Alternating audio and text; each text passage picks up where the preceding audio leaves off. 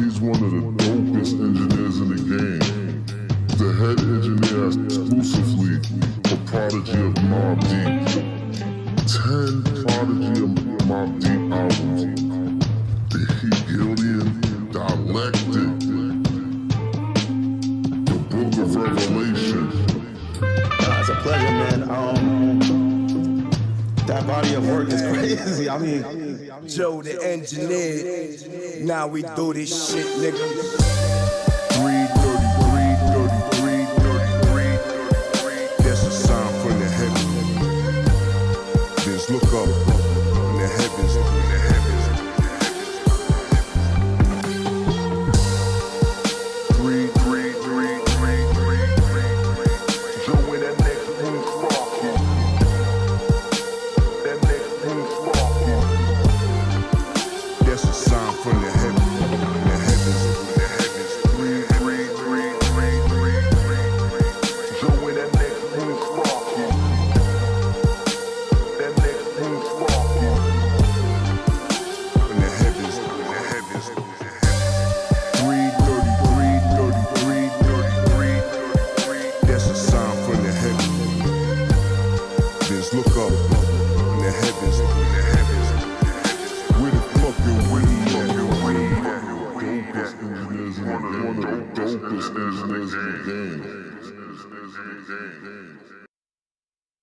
Adianism. That's a candle, homie.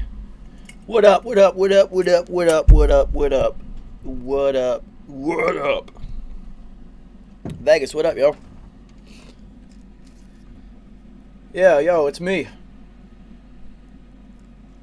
Shout out to our sponsor.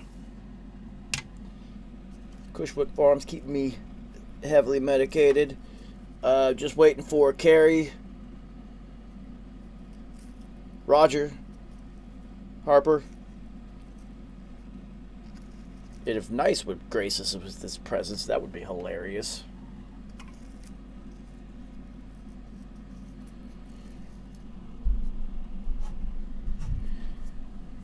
Regular season's over, y'all. Football season is it's almost over. They really don't change a whole lot in my world except for Sundays. Now I got to figure out something to do on Sundays. Probably just make beats or something.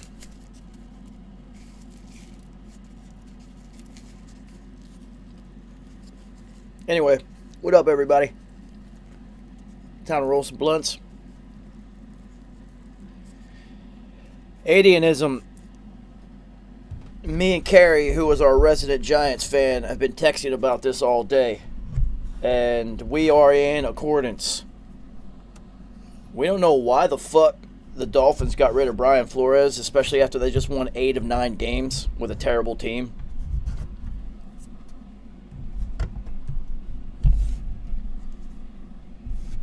But they should go get Brian Flores. Now, with Dan Quinn, he seems to be a much better coordinator than a head coach, and that happens a lot.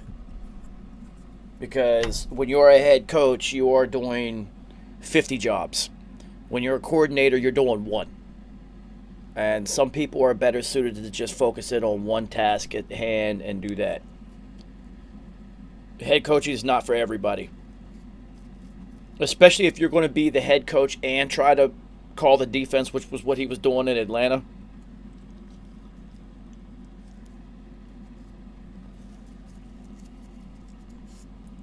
But he did turn around the Cowboys defense, that's for fucking sure. I just don't think...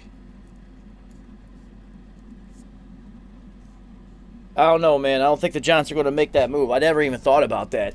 Dan Quinn should stay exactly where he's at, but... yeah, Brian Flores, Louis Riddick is the GM. Hire Brian Flores, and then go get Russell Wilson. AV, what up, homie? That's how you fix the Giants in one fell swoop. You might not fix them this upcoming season, but you are going to build upon that, and they will be relevant very quickly. I mean, essentially, it's only them and the Cowboys in their division. The other two teams suck, even though the Eagles made the playoffs.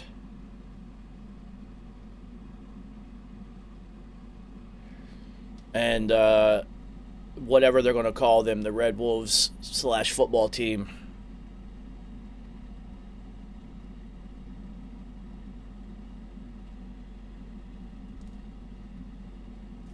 / whatever. They kind of suck too, so we shall see. The coaching carousel has begun spinning, that's for sure. That's for sure. It's odd because it doesn't look like even how the team performed that Joe Judge was going to lose his job. But after he had that press conference, they had to get rid of him.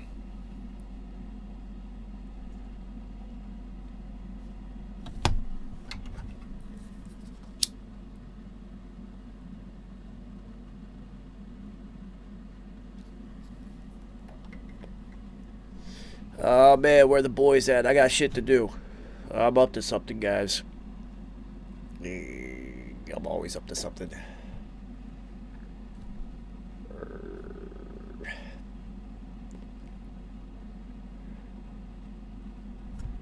Yeah, that press conference, dude, that shit was... What the fuck was he thinking? I've never seen a head coach talk themselves out of a job like that. It wasn't his putrid performance on the field. It wasn't the fact that they ran a QB sneak out of the wishbone on 3rd and 9 from their own 8-yard line in the third quarter of a football game. It wasn't the fact that they, over the last half of the football season, were the worst team in the NFL. They fired him after a press conference. That shit is absolutely incredible.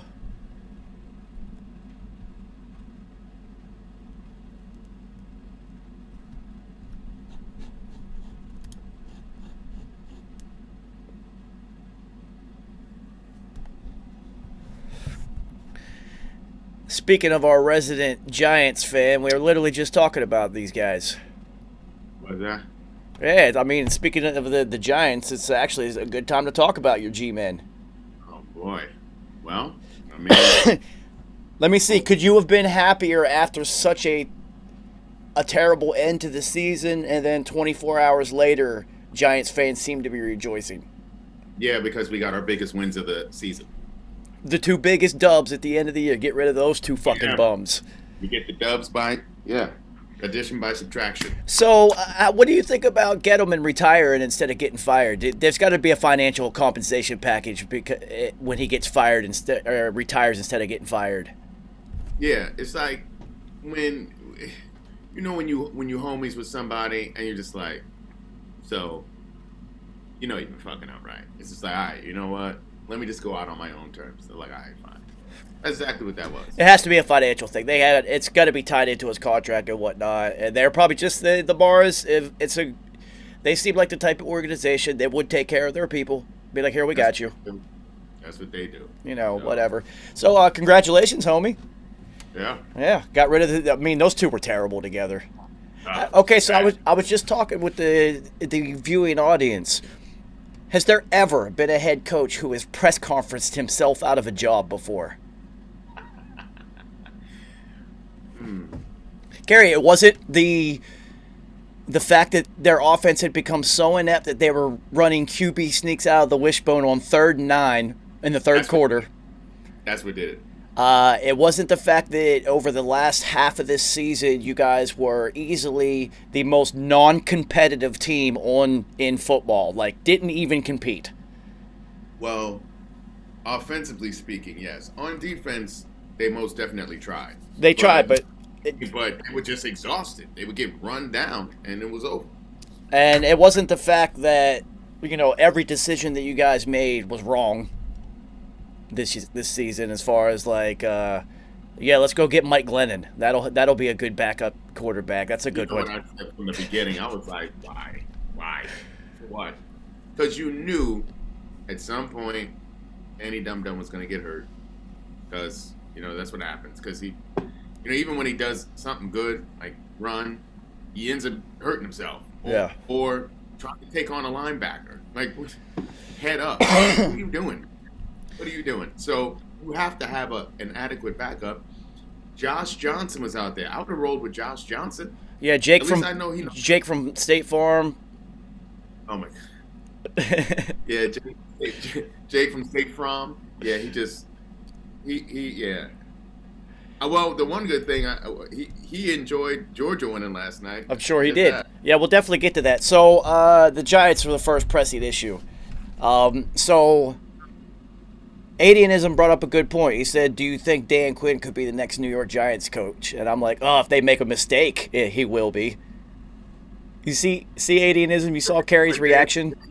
Dan Quinn's name has already been popping up in the coaching carousel for, I think, Denver and the Texans.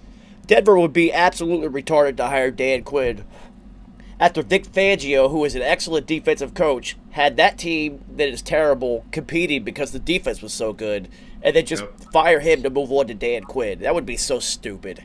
Denver's also looking at Leslie Frazier. They're just going defensive coordinators.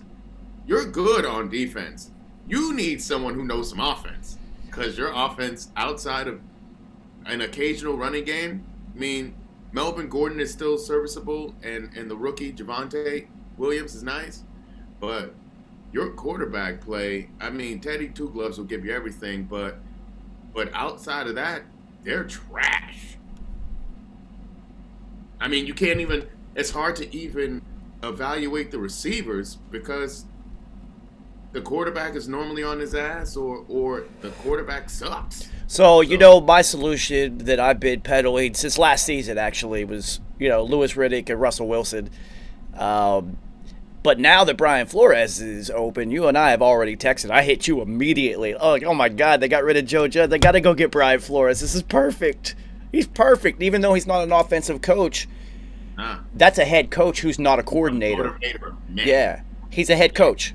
Yes. He'll let the coordinators coordinate. He is the head coach. He's not going to try to do two jobs, which in the NFL has proven in modern day NFL to be absolutely impossible. Just be the head. You can't call plays and be the head coach. I know Andy Reid was successful because Patrick Mahomes for about 2 seasons was an alien. You see what's happening now, though. Teams starting to figure out that offense and whatnot. Kansas City struggling. You can't, it's too much. Bill Belichick doesn't even call plays on defense, and he's a defensive fucking guru. Mm-hmm. Like, he just coaches. Like, it's weird. He'll go over there. He'll talk to the DC and say, hey, this is what I'm seeing. Yeah, that's it. That's it. Now, do your fucking job. So Brian Flores, I think, would be perfect. And he's from Brooklyn too. He comes from the Belichick tree, which comes from the Parcells tree. I mean, so you see how he gets down. When he first got the job, remember how we were all pissed? Like, damn, why they set the brother Brian Flores up like that? They know how trash Miami is. And then look what he did. And he flipped the script. And I said, oh shit. Let's talk. Yeah, let's talk about Brian Flores. Brian Flores. I be smoking weed, man. Leave me alone. So, did you hear about the reason they let him go? Mm-mm. All right. I was waiting for this. This is why Pat McAfee show has become literally the best sports show in existence because everybody who comes on there's no filter. Yeah. So everybody's just like, I came on here because I can say whatever I want. So anyway, Ian Rappaport, who's on every single day, said that Brian Flores was the biggest, loudest voice in let's go get Deshaun Watson. GM is tied to Tua because he drafted him. Became a power struggle between Flores and the GM. They kept the GM who's been there 21 seasons. In which they've been garbage. Okay. Garbage for 21 years. What has he got on the owners of that team? And you finally got someone who's moving the needle for your franchise. Oh, because you know what? I heard whispers that Flores wanted to get rid of a couple coordinators that Mike wanted to keep. That's what I'm saying. It became You would let go of your head coach? To save some coordinators? That's dumb as fuck. What are we talking about? On a team that hasn't won a division title in about 22 seasons. So, basically the whole time that GM's been there. I think that one year that the Patriots didn't make it to the playoffs, one season. Brady got hurt. Nah, they actually made the playoffs with Matt Castle that year. That's right. It was after the first Super Bowl, the year that they missed the Super Bowl, and then they won 2 more. That year in between, okay, they won 11 games and still didn't make the playoffs because Miami won 12. And then in the wild card situation, they gotten beat by someone and didn't make it in. And that's when they had Ricky and Ronnie. Yes. Yeah. Because remember, the Wildcat is what beat the Patriots. Yep. They broke it out just to beat the Patriots and ended up making the playoffs that year. That was the last time, dude. Yep. That's about 17 or 18 seasons ago was the last time they won this division. And they're not even close because Buffalo has ascended. And the evil empire is back. So, like, they're... The window was like this. Oh, it it closed so quick. A second. It was half a second. So, it was because of a power struggle between Flores. He wanted more of his guys. He didn't want Tua. They got Tua. He probably wanted Justin Herbert. Who didn't? Look at him now. Look, he kept bringing in Fitzy. 24-karat Fitz magic was in the air. Yeah, that was his idea, not so much anyone else's. And you saw what it did for the squad. Yeah. Everybody was hyped and Yeah, playing. so he will get a job instantaneously. He will not have to go back to coordinator and prove himself again. Everyone knows that. Everyone was just like, wait a minute, what's Miami doing? Yeah. Oh, they like the GM. Okay, never mind. The whole league, I saw on IG, like current players and even former players were like, what? What? What the hell is going on in Miami? Like, everybody is dissing them. Like, So now there's going to be a ripple effect. Free agents are not going to want to go to Miami anytime soon. so now That's going to hurt them for a while. They're gonna be like, so yeah, what you did was you just proved Minka Fitzpatrick right. It was looking like Minka Fitzpatrick was wrong, as long as they kept Brian Flores. I'm just saying blind now too, Brian Flores. But now you get rid of your best asset, that guy. And you have given up draft picks in order to go get Tua. So you're still dealing with that draft capital fallout. Don't you know how those players loved him? Even Tua. Tua did start playing better. I mean, he wasn't tearing the world up, but he was playing better for sure. And also, they had one receiver, Waddell, the rookie, because Preston Williams can't stay healthy. You know, Will Fuller can't stay healthy. Devontae Parker was there. Can't stay healthy. None of them. So, also, this now makes sense on why Kyle Van Noy was paid so much money and then shipped out immediately. That was the Flores guy. Mm-hmm. Well, we're going to get rid of your guys, too. Now it all starts to make sense. Because their defense last season really fucking good, and then it took a huge step back. They got rid of like 3 or 4 starters, and I was just like, what are they fucking doing? Those are all Flores guys. And then it took a while to figure it out, but then they ripped off 7-8 wins in a row. 8 out of... So, have you ever seen a coach that wins 8 out of 9 at the end of the year get fired? If you start out 8 out of 9 and then lose the next 9 games, or 8, because there's 17, then I understand it, because the team fell apart and stopped responding. You lost the locker room. You actually gained the locker room with this fucking mismatched roster that they gave you. They got rid of all your guys. You got a quarterback that you don't really want, and still pulled it together at the end. 8 out of 9 in the NFL is fucking impressive. Especially when you have 2 other teams in your division who are playing really well. And that made the playoffs. Yeah. Well, so, I mean, you know, the Miami curse is... At the end, you, even after starting 1-7, you still have a shot. You need some things to happen. They still had a shot. Yeah. So, let's talk about the other coaches before we get into the games that were, because this week was fun as fuck. This week was fun. This was such a good week. Most of the coaches that got fired should have all been fired. Okay, we'll just keep it short. All of them who got fired deserved it. Brian Flores is the only one who didn't. Right. The fact that they took an extra day to get rid of Joe Judge is kind of weird, but whatever. I also think that there's a possibility. Maybe the Giants were like, wait a minute, they got rid of fucking Flores? They got rid of Flores? Hey, get rid of this guy. We'll go get him. That would actually be amazing. Yeah. Because then I would start having a little bit more confidence that they have some common sense somewhere in the building. Because right now they have zero common sense. Like Mara is more concerned about taunting. Yeah, so That's stupid. his concern. Like we don't even have players who have been good to taunt anybody. Oh, so we ain't saying shit to anybody. Oh, so I just saw a headline for the first time today. The legal hurdles have been cleared by a judge at a court, and the Broncos can now be officially sold. Peyton Manning and his brothers are already forming a team and want to buy. His dad, Eli, Cooper, and himself are trying to hold majority interest in a team. Ooh, that would be amazing. They'd be like the first actual football family that owned a team.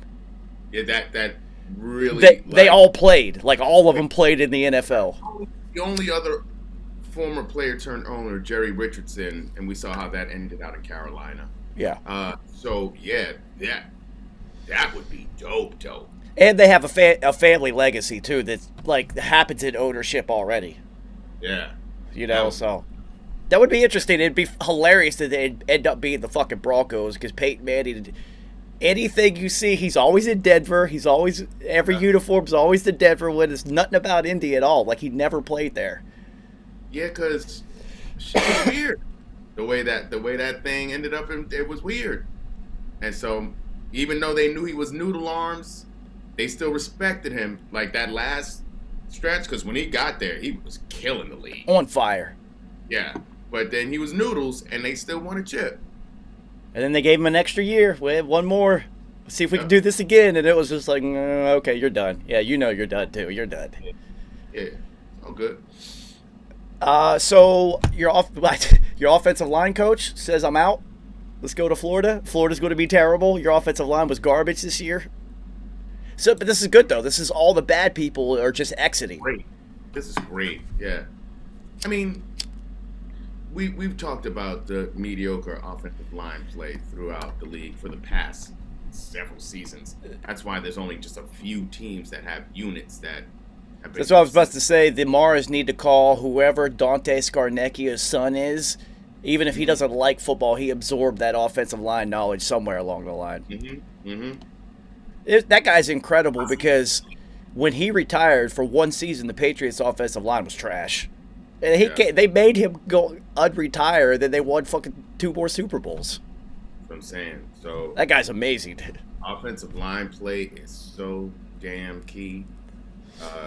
Because you're going to find athletes on the defensive line. You're just going to find them. They're out there.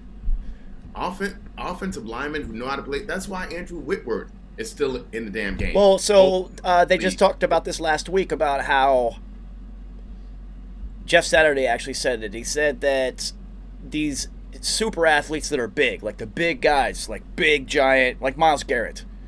Can you imagine if Myles Garrett said, I'm going to go be a tackle because I'm going to make $25 million a year? This is what I was saying the last time. I Yeah. was like, we got to incentivize those Myles Garretts.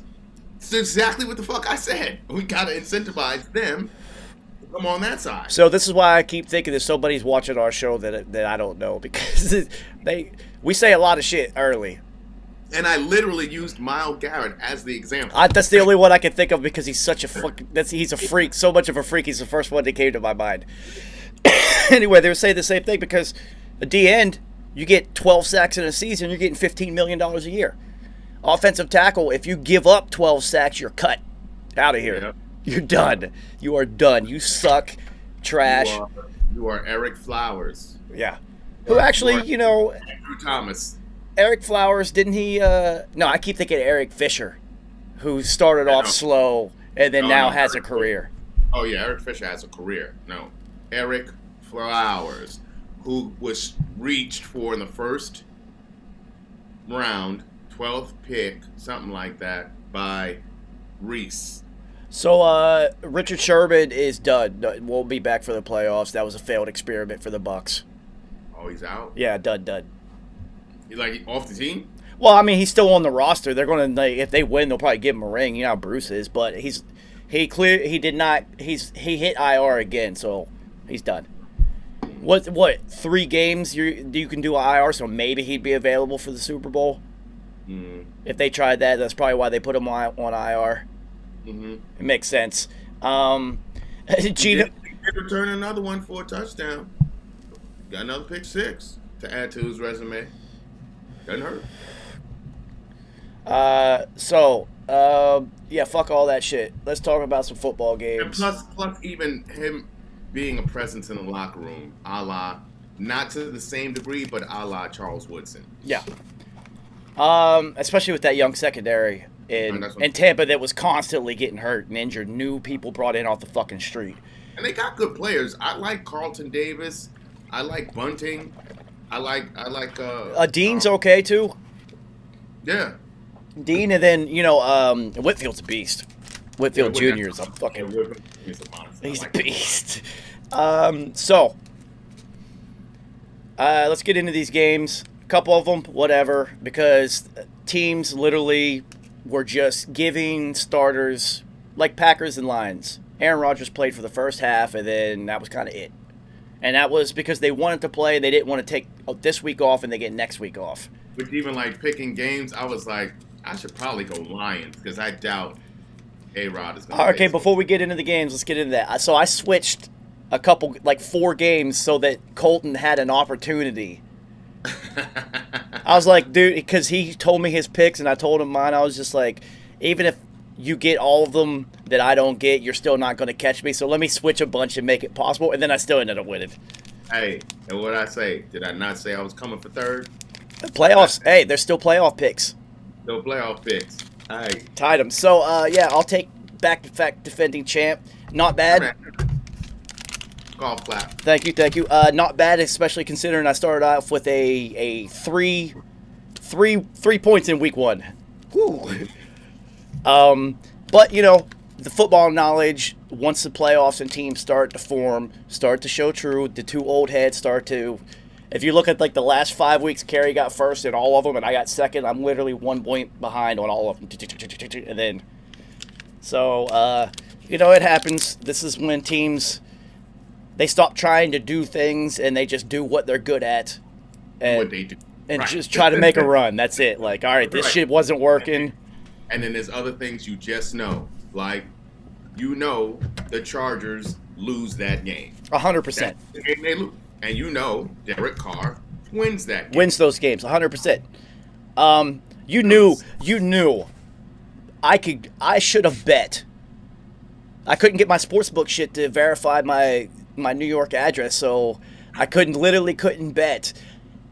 I would have absolutely 1 trillion% guaranteed Pittsburgh was getting into the playoffs because it happens every time. There's the most implausible scenario. Every single time. On the last week, they are always right there in the fucking mix. Right there. Well, not only that, it's just Kerry. Every year, it doesn't go below 500. It doesn't happen. This always happens too, where some team needs like 3 teams to win, 4 teams to lose, and a tie not to happen, and then all of a sudden they just snuck into the playoffs. It happens all the time. And the most implausible parlay ever. We knew it was going to happen. You could have almost guaranteed that Raiders and Chargers game was going into overtime before it even started. Yeah, which was, Pittsburgh Steelers fans, because I was texting a couple of them. Me too. They were just sending emojis with big eyes like, what is happening? I kept hitting Colton. I was like, oh my God, I wish I was watching this game with you right now. This would be so much fun. Yo, it was so dope. Because for a half a second, you were like, uh-oh, they about to tie. Yo, we'll get to that. We'll get to that. We'll get to that. So let's start off with the Saturday games. Chiefs and Broncos, to be expected. Broncos actually, this is what's not good. Yeah, but this is what not good for the Chiefs going into the playoffs. That defense, the last 3 games, has kind of reverted kind of to more the start of the season defense. It's not. Yeah, they haven't kept that momentum of when they started getting turnovers. Well, you also have to look at that run that they made and the teams that they were playing. Yeah. During that run, Pittsburgh, teams like they didn't play a bunch of just offensive superpowers, and it seemed like when they did play an offensive superpower, a la the fucking Chiefs a couple weeks ago, they had trouble keeping up with them because the Bengals. How are you going to keep up with the Bengals if they're fully healthy? So anyway, Broncos, new head coach to be expected. Chiefs into the playoffs, whatever. We knew that was going to happen. They righted the ship, but I still don't think they're a Super Bowl team. I don't trust that they have enough to win a Super Bowl. There's going to be a game that something doesn't show up, either their defense or they're not going to. It's going to be one of those games where they can only put up 18 points because they're triple teaming Tyreek Hill and just beating up Travis Kelce again. And they have not established a run game At all. Nobody's afraid of the run. Cowboys blew out the Eagles. Ross smacked them in a mouth.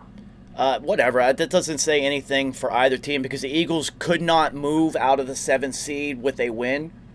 So it was just more like, let's go for the motions for a while. It was funny because I didn't know that Jalen Hurts wasn't playing. I was just like, wait a minute, is Uncle Rico in the game? Because in the first drive of the game, dude, they went straight down the field. And I was like, I texted Colton. I actually called him. I was like, what the fuck is Uncle Rico doing in the game? I was like, if I'd have known Uncle Rico was playing, I'd have picked the Eagles. That didn't last too long. Well, that kind of exposed the Eagles' defense. The Cowboys aren't especially an explosive offense by any means whatsoever. Right. But I would also say that with Uncle Rico, you're not worried about the run on you. With Jalen Hurts in the game, he shortens the game. So they wouldn't have gotten blown out like that with Jalen in there unless he just threw a gang of picks, which he's been protecting the ball a lot more lately. It just wouldn't have looked that way. No doubt.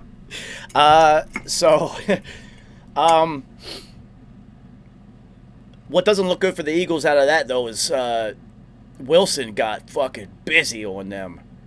Who's my guy? I like Wilson. I like that guy. I think he's such a smooth athlete. Wilson, nice. He's such Let me tell you something.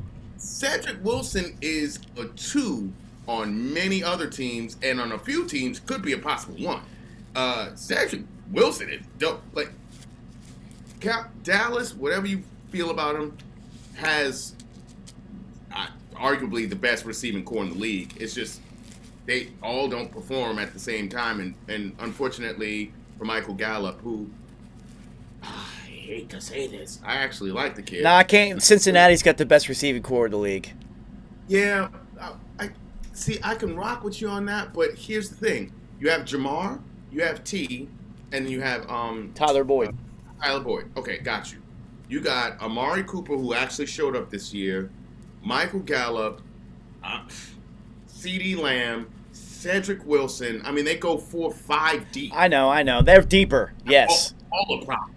Deeper, but the Bengals' top 3 are fucking retarded, dude. I mean, like, Jamar Chase is phenomenal. So this is the Bengals' top 3 reminds me of Minnesota when Randy, Jake Reed, and Chris Carter were there. Chris Carter, yeah. Ooh, that was a good one. That was a damn good one. Yeah, that was Jake Reed was getting fucking busy too. Like, what, you're going to single cover me with like your worst coverage guy? All right, beep beep beep.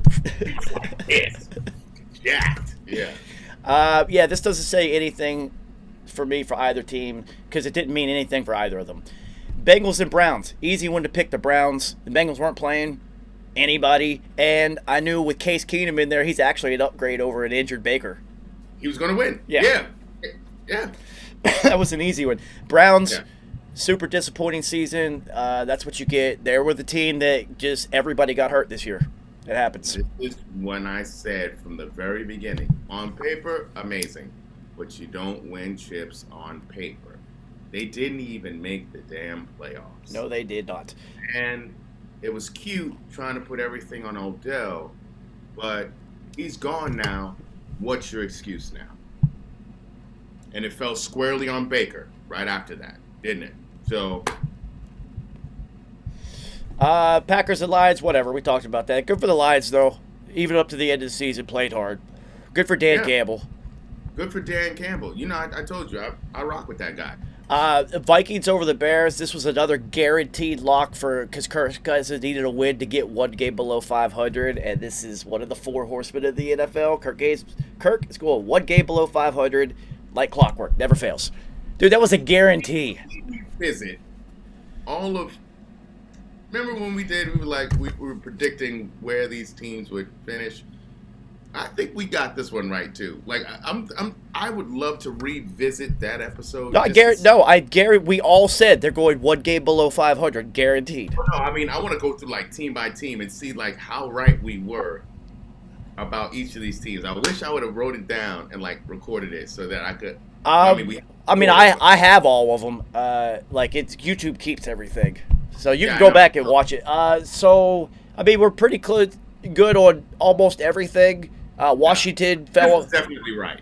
Yeah, Washington fell apart. The Browns fell apart. Other than that, I think most of us were on board with the Chargers making the playoffs. Yeah. We did not foresee the Raiders cutting Chucky halfway through the season and going on a run, though. I can guarantee you that. And actually another addition by subtraction. That galvanized that team. You got a head coach saying all the bullshit he's been saying for the past 20-plus years. Then you got a young killer on the team because he just was couldn't handle his shit, got behind the wheel. And then you got somebody else doing some other dumb shit. Yeah, but now you got Football Rich. Yeah. Football Rich. Hey, oh. I know. I love this guy. Hey. I love that guy. He's funny. I like him a lot. But even who did we just bring up? The Vikings. Well, we kind of knew Zimmer was getting out of there anyway. That team and that run was over. He was there. That's what I'm saying. He should have been gone. Nagy should have been gone. Like Washington and the Giants, whatever. That's what I wanted to get to. So with Washington, even though I knew Dallas would win the division, no one foresaw Fitzy getting hurt for the whole year at the very beginning. And Curtis Samuel was a big free agent acquisition who could just not get on the field. Logan Thomas getting hurt twice really hurt him. So you only really had scary. But shout out to Gibson. Antonio Gibson went over G. Yeah. So he's really McKissick. Losing McKissick was big for them. Yeah, that's another team. They had a bunch of injuries, and then Chase Young got hurt too. Chase Young. Yeah, right. So they still finished 7-10. Yeah. That doesn't look too bad. They looked worse on film than they did record-wise. I'll give them that. And that's also, again, when you rocking with a real head coach, Ronnie Rivera. Like, Riverboat Ron, they will run through brick walls for him. Like I told you. Like, he got that team. He has that team. All right, so let's talk about some fun games now. All the boring ones were over because that 1 o'clock slate was fucking boring. It was boring, and then all of a sudden football took off. None of us were surprised at this. I switched the pick in our contest just to try to give Colton a chance. All of us knew the Colts were losing in Jacksonville. Everybody who knows football knew this was happening, just like you should have known, even though I picked the Pats because I'm a Pats fan. Patriots were losing in Miami. These things are written on the wall. It is too hard for a team in fucking January to go, especially New England, to go from practicing outside in 30-degree weather to go play in 70, 80 degrees and humidity. You just run out of gas. It happens every fucking year. For some reason, The Colts can't beat the Jags. This is now 7 years in a row they've lost in Jacksonville. That's incredible. Yeah. They've made the playoffs multiple times, and they keep losing to the worst team in football. I love it. I love it because this is just the NFL. Have your number. Like, Kerry. Even when the Cardinals were trash, they would always beat if Seattle was good, they would always give it to Seattle. But, I watched this game just because I knew it was going to be a train wreck. I knew it. I don't know if you... Run. They couldn't do anything. Jonathan Taylor had like 55 yards or something. Yeah. Everybody in Jacksonville was looking like an elite athlete. You know what I mean? Oh, my God. They were trying to kill Carson Wentz. Like, it was bad. It was so ugly. It was just like Trevor Lawrence looked like an actual NFL quarterback. Because also there's that thing, too. When you face, regardless of your record, when you face a team that you have kicked in the mouth multiple times, when they come in, you like, oh, this Thanksgiving dinner, baby. I can't wait for we got this one. We got this. Like, this is not even a question. Like, and frothing at the mouth. You got a lot of players who are trying to put, reps on tape for next season. Contracts and whatnot. This happens. So yeah, they're hoping they can either get out of Jacksonville or at least if they got to stay, they getting paid. Yeah, do something. Do something positive. You always want to end on a good note, which they did. They still got the number 1 overall pick. Yeah. I say beat, that was physically, that was the worst beatdown that I saw all season. They got absolutely fucking dominated. It was bad, and that's supposed. Remember the game in London? They got smacked around in London too. So the Jags had 2 home games on their ass. Got them. Steelers over the Ravens. This was a guarantee that the Steelers were winning this. It did not matter. Hell yeah. Shout out to the players though for using this emotional run to go on a fucking rally. It's not going to last through the playoffs because now you have to play good football teams. Right. And you can't give the ball to Najee Harris 50 times. You got to. I'll give credit to you. Got to love Tomlin, dude. You got to fucking love this. So they realized that a tie meant nothing for them. They had to win that game. 4th and 8 in their own territory. Go for it. Get it. Get enough. A couple yards. Force overtime. That throw from Big Ben to Deontay Johnson was terrible. Oh, my God. He almost hit him in the fucking shoelaces. He was so open. He hit him. I was just like, oh, Ben is done. Because he played super tight. He playing tight. Good for them, though. He's playing like he hadn't been there before, but, these past few seasons, he's been trash. So it really was a new thing for him. Najee Harris is a fucking beast, though. Whew. Oh, yeah, truth. I mean, so you definitely got that on lock. And then Deontay Johnson is the clear stud. He's the stud. You'll get Juju back if you want to keep him. If, with their history with wide receivers, honestly, I don't keep him. I've been saying this for 2 seasons now. I try to see what Claypool has, but nah. I've been saying this for 2 seasons now, and usually I am correct on these things. And now, with the way that Julio has performed this year, it definitely makes sense. Move on from Julio and replace him with Juju, because Juju is ultra physical and will block, and that's perfect.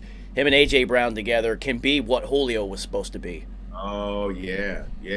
And Juju loves to block. That's what I'm saying. He's ultra, and he's blocking, and he's exactly like A.J. Brown. As soon as he catches the ball, A.J. Brown get all the yards and all the things. Juju will get all that dirty shit. He'll get the little pitches, the little gadget plays. He loves that. And I think Mike Vrabel, the first time Juju tries to do a TikTok, will absolutely choke slam him and set the tone. But it makes sense though, football wise, to get you to have him replace Julio, because Julio was not the answer. And that's they number 1 seed in the AFC. They're so well coached, it's retarded. But we also said if Julio could just be a slither of who he is, they're gonna be tough. See, they need that, and they lost King Henry, and they still got the number. But now they get King Henry back, which is hilarious. And they get a bye, which is super incredible. But Foreman, is it Foreman or Freeman? Deontay Foreman played really well, so they have a good 1-2 situation. The shade of University is Deontay Foreman because when he got drafted by the Texans, I said, "Oh, that's a damn good pick. You got you a thumper back there. Just didn't work out." And then the Texans are just a fucking discombobulated organization anyway. So Deontay Foreman is the reason why AP got cut. Yeah. So yeah, now it's looking like they got a formidable 1-2 punch because Henry comes out, you think you're gonna get a break, and you get this now young thumper in there. Yeah, he's revived his career. Good for him. Yeah, You gotta love it when players do that because sometimes it's just a bad fit somewhere. It just doesn't work. Or as we've seen, you might have a coaching regime that just might not like you, or the GM, you might be not the GM's guy and the coach, bro. You saw it in Miami. It just played out for all of us to see how it really works. And I want to give a special shout out right now as we talk about players who've revived themselves and just staying ready so they didn't have to get ready. Lance Stevenson. I just want to give you a shout out, buddy. Born ready. Lance will make him dance. Lance will make him dance. He's drumming the guitar again, and I love seeing him back in the league again. Oh, he's fun. He's fun. For 2 years, he stayed ready, and then once again in the league and all his ridiculous antics. Oh, he's so much fun to watch, though. It's so fun. So, shout out to the Titans for locking up the number 1 seed. Mike Vrabel should be coach of the year. You lose King Henry, and you still pull out the number 1 seed. He's not getting any. Some mention on shows that I watch, but they're all more likable and Tomlin because of what he was able to do. You lose Henry, you essentially don't have Julio Jones the whole year. A.J. Brown, you don't really have for half the year. You don't have Jonnu Fursker was a waste of space. Jonnu Smith is gone. Yeah, you somehow did this thing. Yeah, good for them. Just kept winning. Bud Dupree didn't get busy this year. So you somehow, man, made this thing work. Well, like we said, the Texans. Was it the Texans? It was the Texans. Did they cut their linebacker, Cunningham? That pickup was huge. Zach Cunningham was huge. Huge pickup. So they're caught. They just win, man. You lost your rookie corner. They just win. Out of Virginia Tech. They just went another horseman of the NFL. The best way to have a career as a starting quarterback in the NFL is to start out as Tyrod Taylor's backup. Shout out to Dougie Mills, going to get a look next year as the starter. Played pretty serviceable on a very bad team. Yeah, Davis. We got to call him Davis. No, I know. It's funny to call him Dougie Mills because it just said and you didn't know what it was, and Dougie just sounded better. Davis Mills, good for him. And I told you, coming out of Stanford, he played some big games, and he showed up in big games. Well, he just needed more seasoning. The old adage is true. You play quarterback at Stanford, you're pretty fucking smart. So, yeah. And I actually believe that he could be a serviceable starter. That's what I said. That's how you get a career. And he's going to get a look next year as their starter, as he should, because they're not going to. Deshaun Watson's out of there. They're going to get a king's ransom for Deshaun Watson. The young receivers at the end of the year started to show up, especially on the fantasy radar. Yeah. They get a running game, like a real one. Johnson was okay, whatever, but get somebody young, suited for modern day NFL. Right. Healthy. What healthy is more important. But I think they found a starting quarterback for now. I think so. For now. Yeah. He doesn't lose. He doesn't. Even when they picked him, I said, "Damn, that's a really good pick for them." It's pretty solid because he's one of those quarterbacks that doesn't necessarily lose games, and that's all you kind of. He stayed healthy. That was big. He stayed healthy on a bad team. And he's bigger and stronger than what people realize. Yeah, Saints over the Falcons. Hilarious that Matt Ryan didn't win this game because he's supposed to beat quarterbacks that he's better than. That's what I'm about to say. He's supposed to beat that quarterback. Yeah, but he didn't. He literally had no one but Kyle Pitts. Right. Literally, that was it. Like, you just quadruple Like, team Kyle Pitts, like, and then who else? Yes, and I'm like, it was like, yeah, and The Saints defense. I mean, come on, it's the Saints defense. I was about to say the Saints defense versus Atlanta. I mean, like, and then the Atlanta defense. So the rule is that he always beats. It's just those are the only quarterbacks that he beats. Right. So it makes more sense. Whatever. Neither these teams suck. Saints not too bad after losing crab legs to finish up 9-8. Right. Not having what's his face, Michael Thomas the entire year. Yeah. Kamara always out for a couple games. Yeah. You know. But they did themselves a disservice by letting both Latavius Murray and Mark Ingram go, because you need that buffer for Kamara. That's why he's been able to stay as healthy as he has. But when he has the whole show, he's gonna be missing 5-6 games a year, easy. Yeah, 100%. That's why they brought Mark Ingram back. They were like, "Oh shit, you need somebody." Yo, he's like the Roy Jones of running backs. It's like you can't hit him, but when you do, he's out for 3 games. Right. He's so slippery and has such good balance, but when he takes Amazing balance. when he takes shots, man. Get flicks on him, shit change. Yeah, if you're physical with him for a whole game, he's going to miss some time. Bills over the Jets, whatever. Who cares? The Bills win the division, though. Good for them. 2 years in a row. 49ers over the Rams in overtime. This is a good football game, and Matt Stafford is playing like trash right now. Matt Stafford is playing like the quarterback who has never won a playoff game. Yeah. That old Lions DNA is creeping on up. The 49ers are trending in the right direction, though, as the playoffs are here. Yes, they are. And yes, they are. And they're showing why they are the deepest team in the league. And 11 running backs that get carries each game. It's retarded. now they were just like, Debo, your name is Debo. You're going to run the rock, too. You're going to run inside. Nah, no more. You get some outside shit inside. And people are afraid to tackle Debo Samuel. Yeah. You see this. Not just corners and safeties. Linebackers be looking like, oh, he might give me the business. His name's Debo. Linebackers come in soft on Debo because they're like, I don't want to get embarrassed right now. Well, I mean, he's so quick with being so physical that you come in too hard, he's just going to make you miss anyway. Beep, beep, boop, run over somebody through the next arm tackle. He's an absolute and total stud. I told you this is his success is going to birth more players not having an official position. For sure, yeah, and especially the direction in which the league is heading. Anyway. Yeah, 100%. So, also look at this though. Cordero Patterson, same thing. Revived his career by being just do everything, dude. Awesome. So check this out.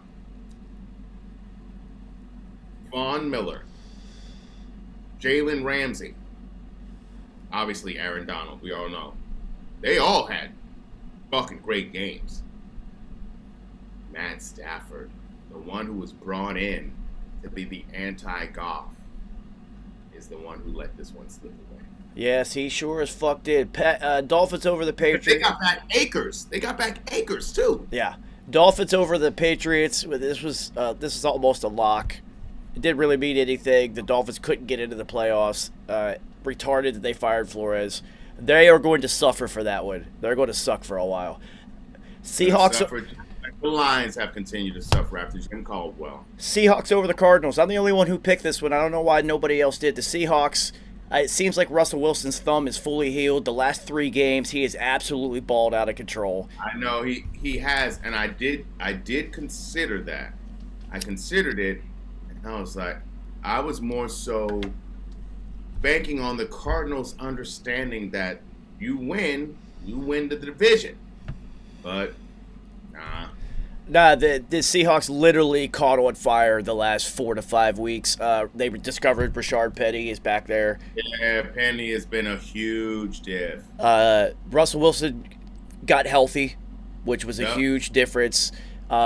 He reminded himself that he had DK on his team. Yep. Got busy the last couple weeks, and then in this one, it was almost a guarantee that Tyler Lockett was going to score a couple touchdowns because DK just had 3 last week, and Russ will make his receivers happy.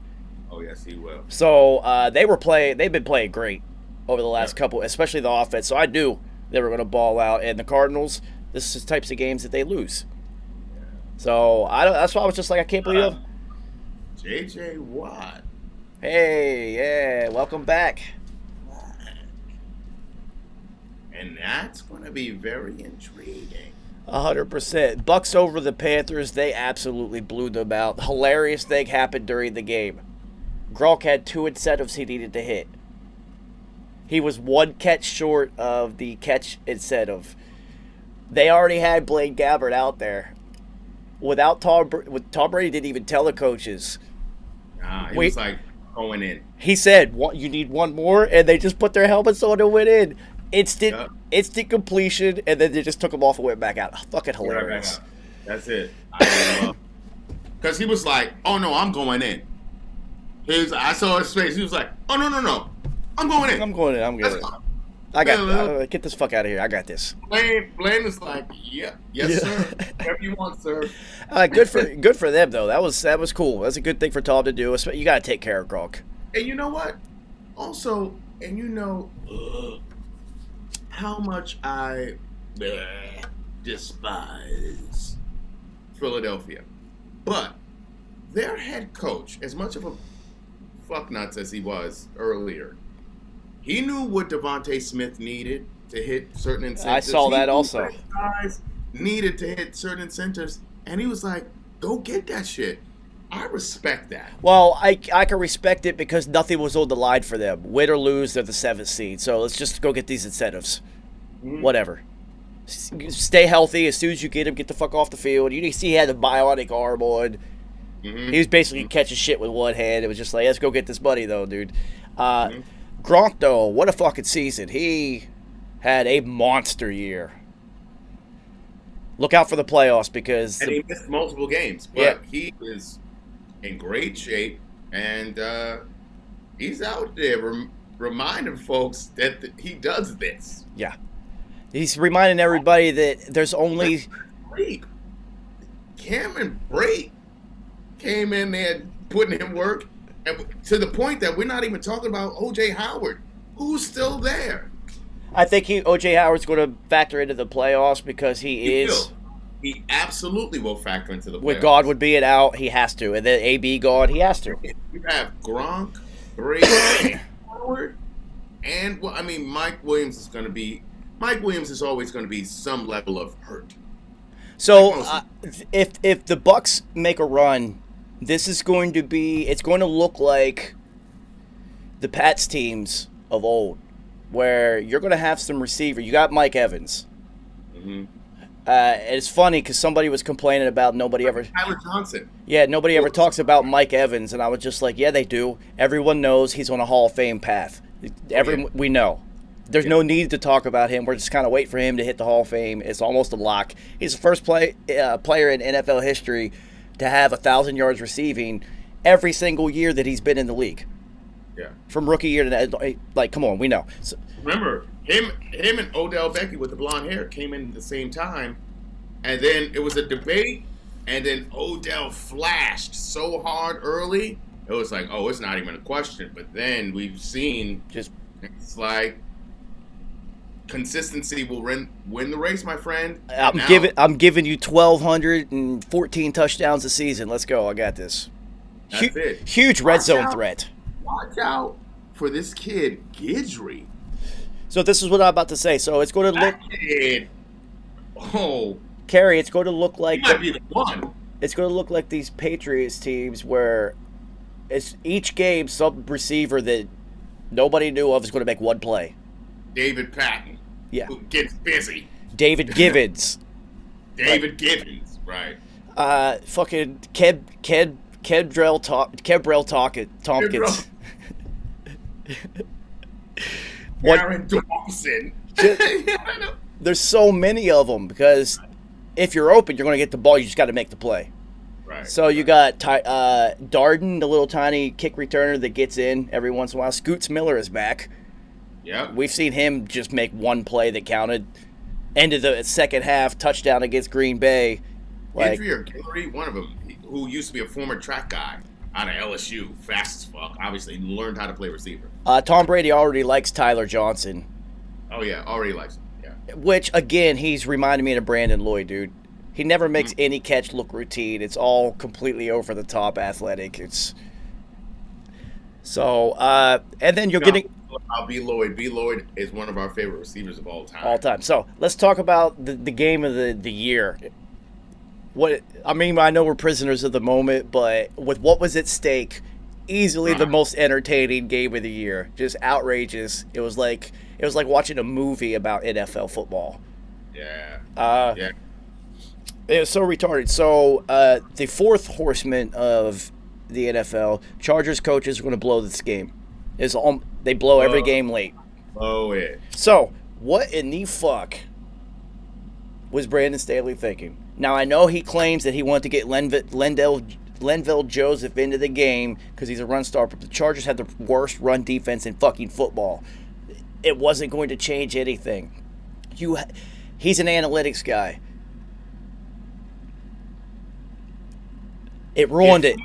You know what he did? He Pete Carrolled that thing.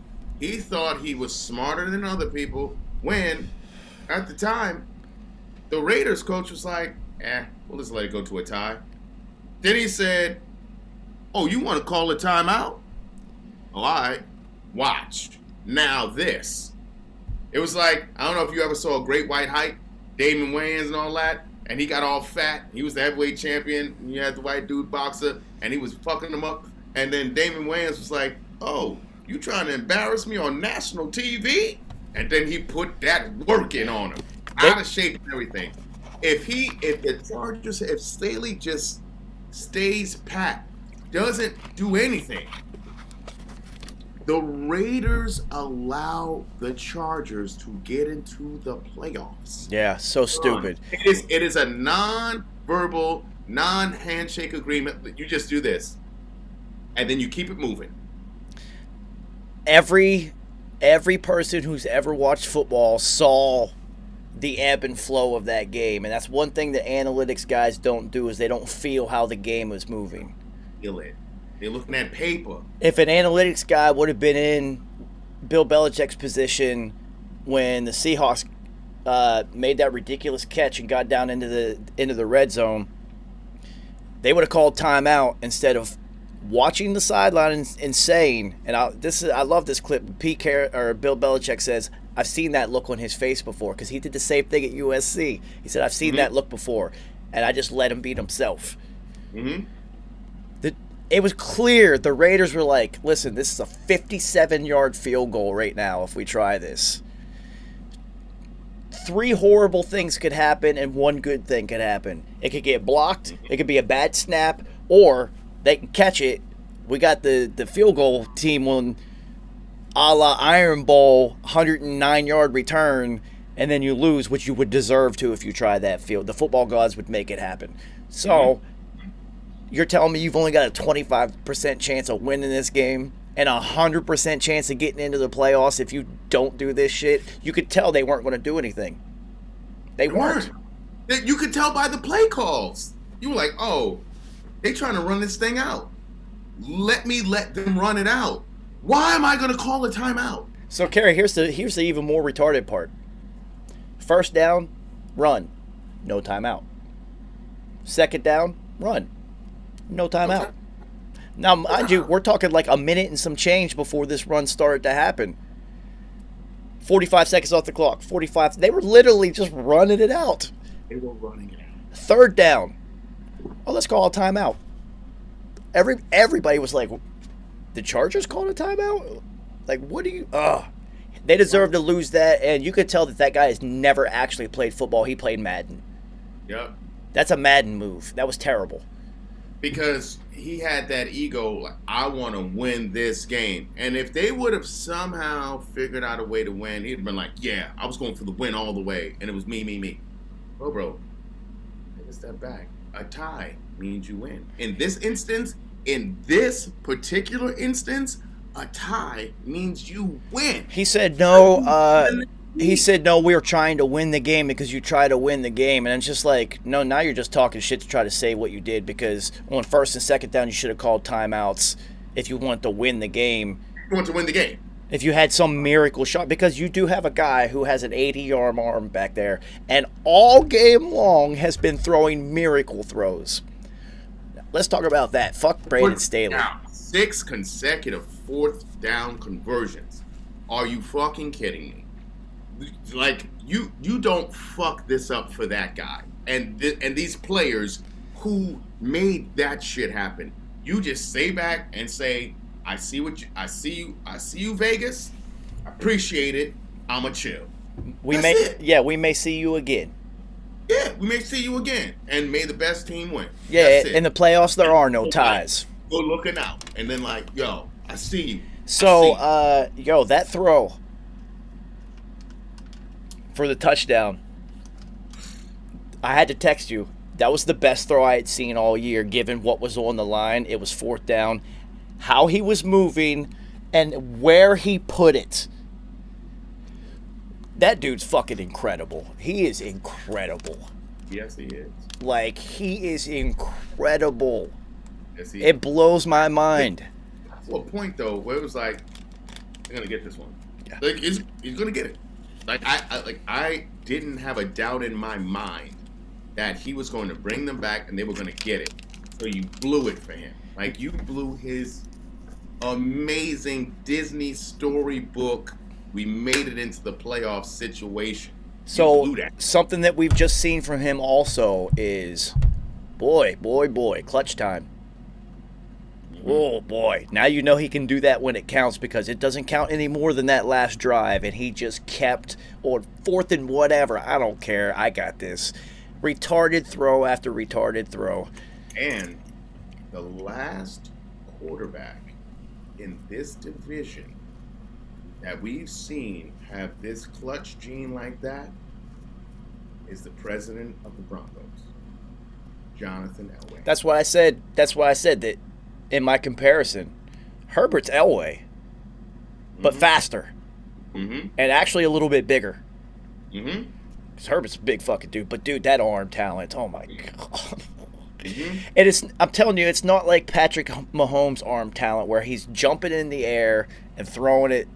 Right. Just arm and shoulders are so right, like he has a plastic arm, like it's just ridiculous. Yeah, I always compare Patrick Mahomes to Steph Curry. They're just there's just wizardry happening. It doesn't matter. It doesn't matter what they and also they do it with the expectation for it to work. Exactly, and they're not just trying. They're like, oh, this will work. If I do this, this will work. And they can. And they're the only ones who can, which makes them completely unique. Justin Herbert's different. He's like LeBron. He's just so big, strong, fast, and he checks every single box. There was a play for the 2-point conversion. They ran it back like 4 times on the I was watching an Australian stream for some reason. It's the only one I could find. And, dude, they just kept running it back and talking about he went through 5 progressions. Yes, he did. Bang, bang, bang, bang. Then he found Eckler on the backside. And then you saw the throw low and in, and he's the only dude. This dude's incredible. He is incredible. I'm so happy that he's in the league because he's my favorite player to watch right now. Actually, this loss could be the catalyst of him even elevating his game. Oh, yeah. Because he realized how close they were this time. Mind you, they went through some injury shit too. And, you have Austin Eckler, who, I think, are we going to get to the point where we're just going to say Austin Eckler is legit? because it was Melvin Gordon because he was the high draft pick. Austin Eckler was just like the 4th, 5th round pick, whatever. But always got busy. Every single time he got in, it was like, damn, this Austin Eckler kid is just nice. Every time it's like, and then it became his thing. Then he got hurt. But every time he's in, it's like, man, this Austin Eckler is a difference maker. Are we going to get to the point where we're going to say Austin Eckler's that dude? Well, Austin Eckler had a better season than Ezekiel Elliott, who's making vastly more money. Well, everyone knows it because he tied for the league lead in touchdowns this year. So, you know what I mean? Like, can we give Austin Eckler his props already? So you have to look at this team. What I look at, because I do watch every Chargers snap because Justin Herbert. The emergence late of Palmer, rookie, wide receiver. Mm-hmm. Justin Herbert really started to trust him late in the year. Because when Keenan Allen's doubled, he can't get open. He just makes contested catches one-on-one, and he runs really smooth routes. He knows he's intelligent enough to get open in spots, but he is not blowing the top off of anything. Mike Williams emerged more as a big play threat for them this year because it was all downfield. Once they finally letting this kid with the bazooka just actually go downfield with it. And then also Guyton. He likes Guyton. So they do go 4 deep right now. And then actually, Cook had a damn good game. Cook did. Well, he dropped a couple, which he does. All the time. He dropped a couple key ones, too. Well, they did also get Parham Jr. play really well. He just got hurt, so they have him coming back next year. And then J.C. Jackson, or Justin Jackson. Justin Jackson. Justin Jackson actually stepped the fuck up. So now they have another running back. So if they stay healthy on defense next year, which is where they were hurt at this year, Derwin James, Joey Bosa keep getting hurt, things like this. And then they got to get somebody in the middle. They had a terrible, terrible run defense this year, and that's what beat them because teams just ran down the throat, including the very last play of the season for them before the field goal.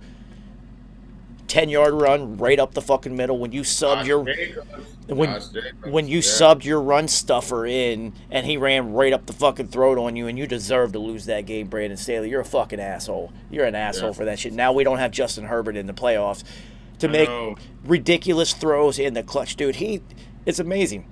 The guy's fucking amazing. Because let me tell you something. Even though, like, I love Tomlin and all that, and, like, you like, oh, man, Pittsburgh. They're gonna make zero noise. The only one you can really root for is Najee Harris, really.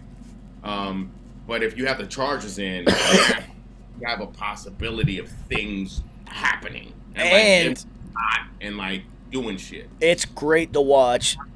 The Steelers' offense is terrible to watch. It's putrid. It's terrible. It sucks.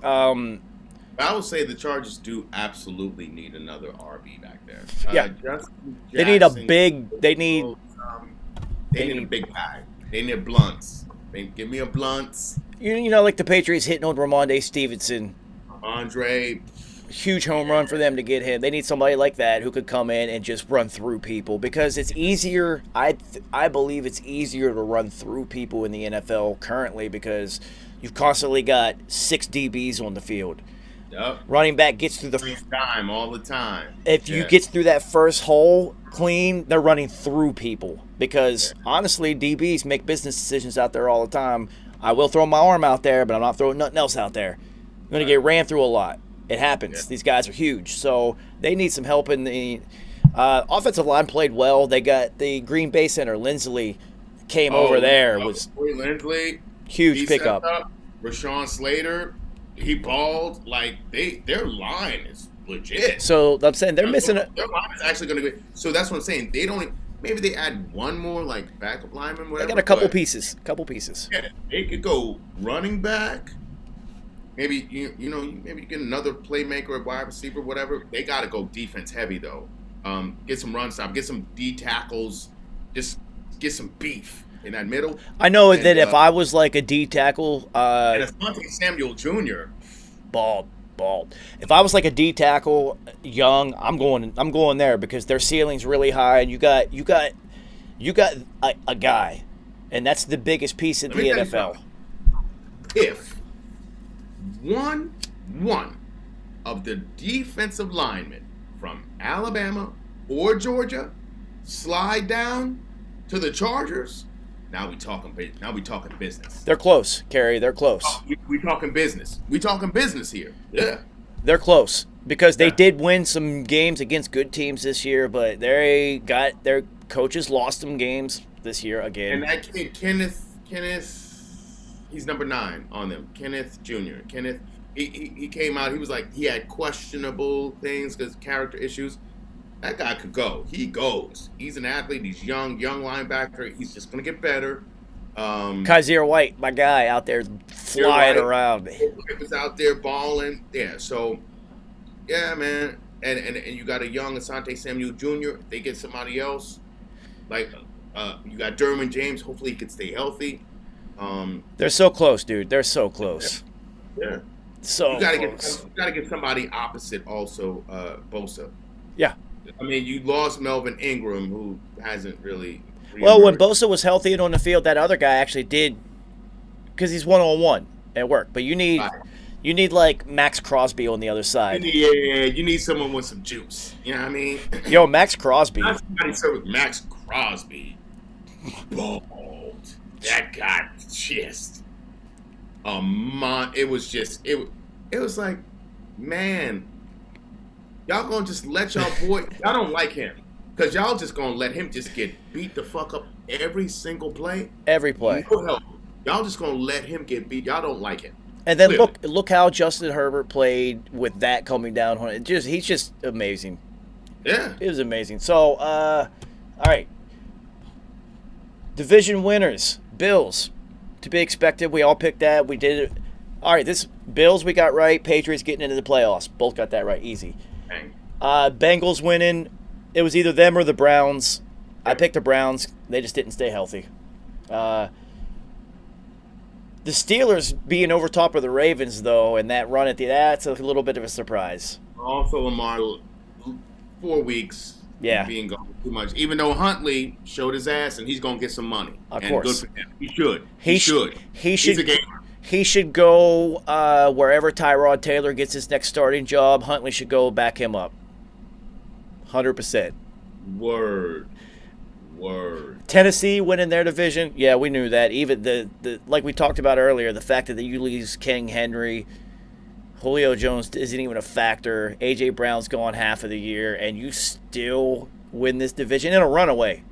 Actually, fuck with me on this one. If I'm Minnesota, I might look at Huntley. Yeah. What?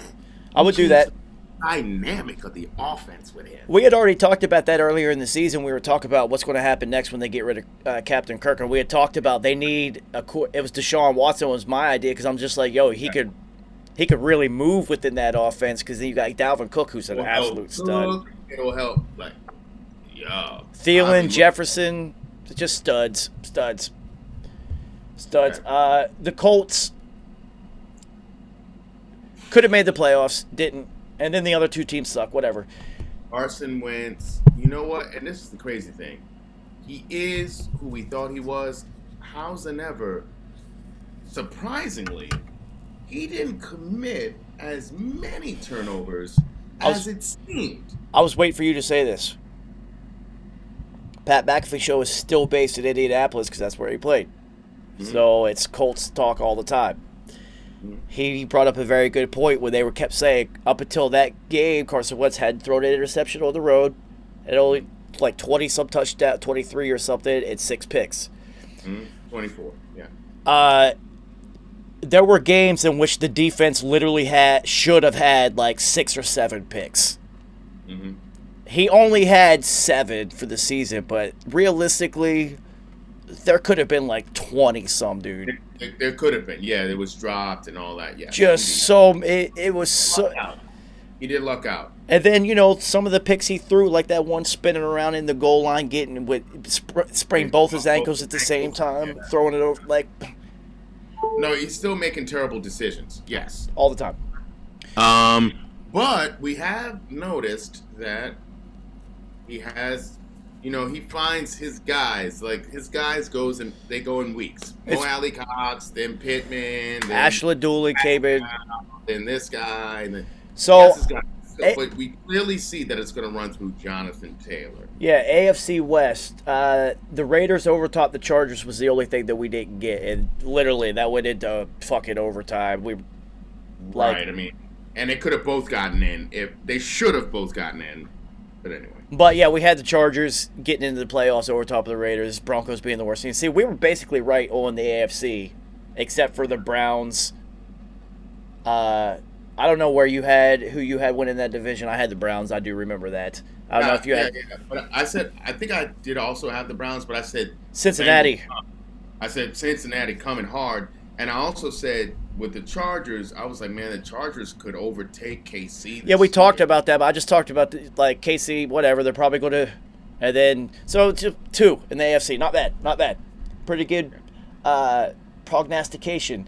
I was swung and missed on the NFC East. You were 100% right. Cowboys in the number 1 spot. Fitzmagic did get.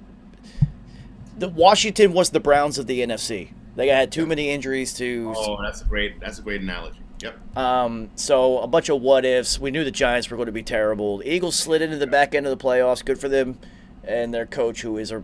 Remember, I said that. I was like, watch for these Eagles. They could actually get the fuck in. I said that earlier, too. They did, like, and it's amazing. Shout out to their coach, who does seem like he is on the spectrum somewhere. He's somewhere on He's definitely... He might be like a football savant, though. So, also, check this out for me. I said the Cowboys were going to win the division and watch for the Eagles to get into the playoffs. Do you know how difficult that was for me to say? But just watching the shit, I was like, yeah, I see it. Ugh, disgusting. I hate this year. Anyway, go ahead. Yeah, good for you, though. It didn't take much because it wasn't like you guys were going to be competitive. Green Bay, we knew if Aaron Rodgers came back and played this year, this was going to be a walk away. We knew Minnesota was going to be 8-9. We knew the Bears were going to be okay but terrible. We knew the Lions were going to suck. That was bang, bang, bang, bang, bang, 4 for 4, easy. Tampa Bay, runaway. Saints in the 2 spot. Atlanta in the 3, Carolina in the 4. We actually got those all 4 right. And then we get down to the last one, and it was Rams, Cardinals, Niners, Seahawks, and I think we actually got that right, too. Matthew Stafford with the Rams. Yes, that was easy. And then Cardinals. Yeah. So, look, if you go back and watch it. So Seahawks last, which was tough. Yeah, so we literally collectively had like 3 positions off, and they were only off by 1 spot, especially the Raiders and Chargers. Yeah. So I don't know if you go back and look at record predictions, who knows what we would have been. I know it's going to be pretty fucking close. But as far as where teams were going to finish, dude, pretty fucking. More people need to watch. Yeah, more people need to watch our prognostication because we're usually pretty fucking right. Yeah, we were pretty on it. It's not that difficult in the NFL. There's trends, and things usually play out. It's a long season. They play out as they're. If you're paying attention and you have any knowledge of the game, then you see the things. Like you could translate this shit into some stocks, and then we start winning, start getting you some money. Exactly. That's why I'm happy you can bet on football now in New York. Cannot wait until next season. About fucking time. It's on. So, let's go into some stat leaders. Tom Brady led the league in passing. Hilarious at 44 years old. 50. Oh, that shit. Which, so dope. And I'm mad happy for him.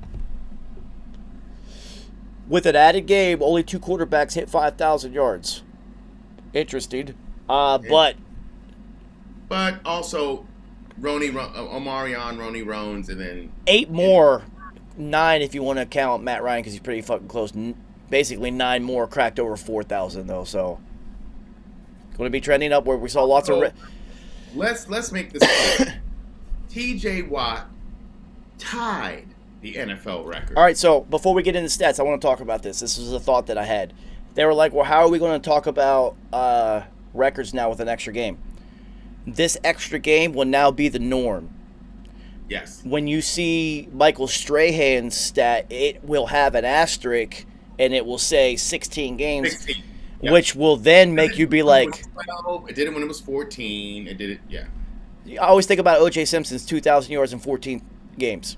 It always has that asterisk 14, and then you look at it and be like, damn, he only did that in 14 fucking games. And that's how it makes you think. So that's just how the stats are going to move forward. Who cares? There will be an 18th game in the future because 17's weird. It is. They have to set the stage. But Justin Herbert is. And you also have to know that we talked about this earlier, that there was going to be at least one tie. There ended up being a couple, two ties. Yeah. There ended up being like a few games came down to, we were looking at like, oh shit, this is going to be another tie. Another tie? We may start seeing that, like more ties happening. Fucking weird. Justin Herbert eclipsed 5,000 yards in overtime. Wow. Essentially. Wow. Hilarious. I wonder what his contract incentives were. Tom Brady, though, Joe Burrow, I think. With 5G? Yeah, he got what did he end up? Joe Burrow ended up with 4,600. Woo! And he missed. Yeah. Tom led the league in touchdown passes also, but this is Bruce Arians' offense. Jameis Winston led the league in these things. Yes. Tom only had 12 picks though. Aaron Rodgers, 37-4, retarded season, just retarded. Kirk Cousins, 33-7, not bad, but they just don't. He just doesn't win games. Russ, super efficient again. Yeah. Aaron Rodgers, though, they were talking about, it was Aaron Rodgers Tuesday today. They brought up in the touchdown to interception ratio single season record, Aaron Rodgers holds the top 6 spots in NFL history, including a 48-5 season. That just shows you how accurate he is. When I tell you, he's the most accurate quarterback I've ever laid eyes on, and I was there. That was not a joke. That's not hyperbole. The most accurate I've ever laid eyes on. Dude, 48-5 in professional. This is a high school. That's ridiculous, and he knows it too. Oh, it's hilarious. Tom Brady, huge year. 44 years old, hilarious. Jonathan Taylor leads the league in rushing. You thought he might have hit 2,000 yards playing against the Jags, but he had 50 yards instead of 230 that he needed. Nick Chubb, big year. Missed a lot of games and does split time with the Hunt when he's healthy. And Dearness Johnson came in and filled in. And also you had a head coach who wants to get rid of the quarterback, so he did not run Nick Chubb. Yeah. Joe Mixon, big year though. Joe Mixon, huge year. People are not talking enough about Joe Mixon. Joe Mixon got between 24 and 32 touches a game. And a lot of that was rushing. And he was catching out the backfield, which a lot of people didn't see him doing that, especially since Giovanni Bernard was gone. But he made catches, crucial catches, even down the field. Mixon is one of the biggest reasons why they're in the playoffs right now. Also, all of their studs are under 25 years old. They are going to be good for a while. It's going to be fun for a few years. It's out. Now, all they do is build on the offensive line and the defensive line and linebackers. Because we thought they needed an extra lineman. Oh, shit, not yet. Let's get this other playmaker. Now. This is the only chance to get his best friend, who also is an absolute fucking stud. Right. Wow. Bengals, you've changed it. You have flipped the switch, my friend. Yeah, good for them. Najee Harris cracked 1,200 yards as a rookie. Good for him on a very bad team with a bad offensive line. And they didn't figure out how to use him until Game 5. Here's the hilarious stat for rushing. Derrick Henry, 9th in the NFL in rushing. That's stupid. He played 8 games, people. That's stupid. Shout out to Elijah Mitchell, who only played 11 games in his 8th in the league in rushing. But it's a Shanahan offense, and it's basically any running back is getting 1,000 yards. It happens. True, but it was hard to see which running back would emerge, and not a lot of people had picked Elijah Mitchell to be that one, and he has shown that he can be the bell cow. He just has to stay healthy. He was a rookie, so maybe he'll figure this out. Derrick Henry, though, 8 games, 937 yards. Almost had a Yeah, he is a different specimen. It's completely different. I cannot wait to see. I cannot wait. That's Jim Brown shit. Yeah, I can't wait to see them in the playoffs and see him, just to see how much of him is back. And if he's back, forget about it. When they went to the AFC Chip and they just ran into that Kansas City Chief buzzsaw, but Titans could already have a chip right now. Yeah. So let's see. Austin Eckler is way better than what people know. Jonathan Taylor had 18 rushing touchdowns. Here's the two kind of surprises: James Conner in Arizona, and real busy. Damian Harris in New England both had 15 rushing touchdowns this season. So once Chase Edmonds got hurt, and then they really started giving James Conner the rock, and then also involving him in the pass, that shit changed, and he became the dude. He scored 3 touchdowns a game, and he was getting busy, especially with Nuke being out. He was the guy. Debo Samuel had eight rushing touchdowns as a wide receiver.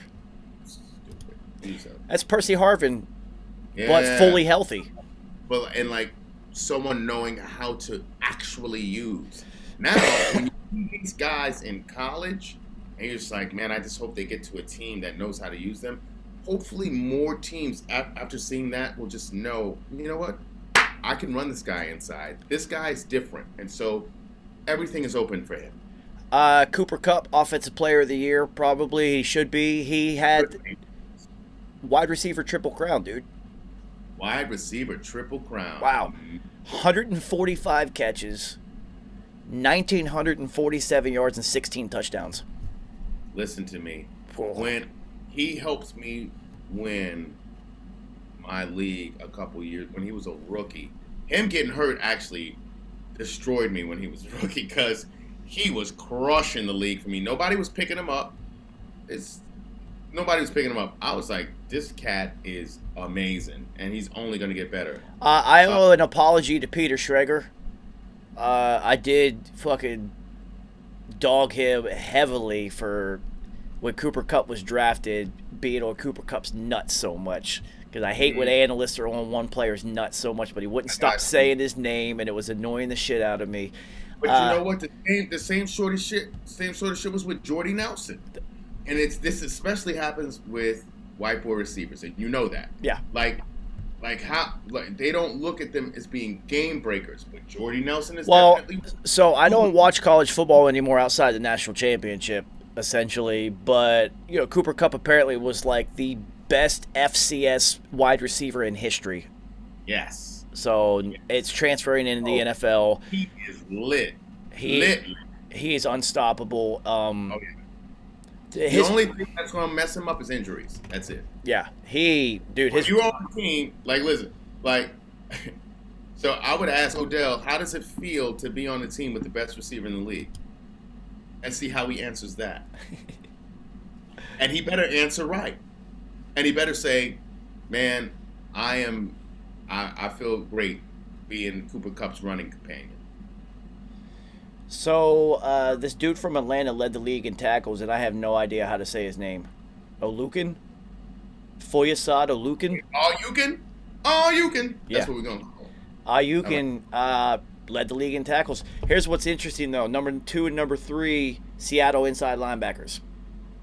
Of course. Jordan Brooks and Bobby Wagner, which is hilarious, which goes to show their front line ain't doing shit. Right. Those guys are making. Bobby Wagner is just an unstoppable tackling machine. Hall of Famer, easy. Blake Martinez would have actually been up there as well if he didn't get hurt in game 3-4. Never will. T.J. Watt, it's probably going to end up defensive player. We talked about this. If he ends up tying the record or breaking it, there's nobody else that really stood out. He's going to get it. And the Steelers went on that run. Now it makes sense. He'll probably get defensive player of the year. Makes sense. Defensive rookie of the year, Micah Parsons. Not even close. We're going to go over the pending awards. Scoring, whatever. That's all kickers. Let's go to team stats. Go back. I think we basically know. I just kind of want to see. I know Buffalo was the number 1 defense in football, statistically. 9 defensive linemen deep. They set themselves up good for that. Well, they need to. It's funny that they don't really run the ball because they're designed to stop it. Yeah. Yeah, it's going to snow in Buffalo in the playoffs. And they're going to have to run that rock. They're going to have to. Yeah, Bills led the league in statistically 17 points a game. The Pats were number 2. Pats, all those free agent additions definitely paid off. They're running. That Ramondre. I told you about Ramondre coming out of Oklahoma, but then, and Damian Harris, he just has to stay healthy, man. Like they got an excellent 1-2 punch. Yeah, really, really good. And then even Bolden, like they got a stable. They got a great stable. The Jets, Texans, Vikings, Lions, Seahawks, Chiefs, worst pass defenses in football. Not good for the Chiefs. Worst defenses total. See, that's what I'm saying. I don't trust that Chiefs team. That defense started to falter at the end. Yeah, man. Not even in the least bit. Cowboys led the league in offense, 407 yards a game. Bucks were right behind them, though. Yeah. Points-wise, I think the Cowboys Cowboys at 31 a game. Also, look at the division. Yeah.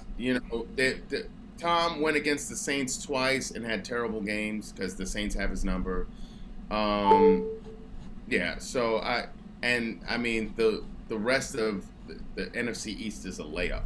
All right, so let's do some prognostication on the awards. Yeah. MVP, it has to be Aaron Rodgers. I don't care what the writers want to say. Nobody played at that. And all of shit. Yeah, he's the MVP of the league.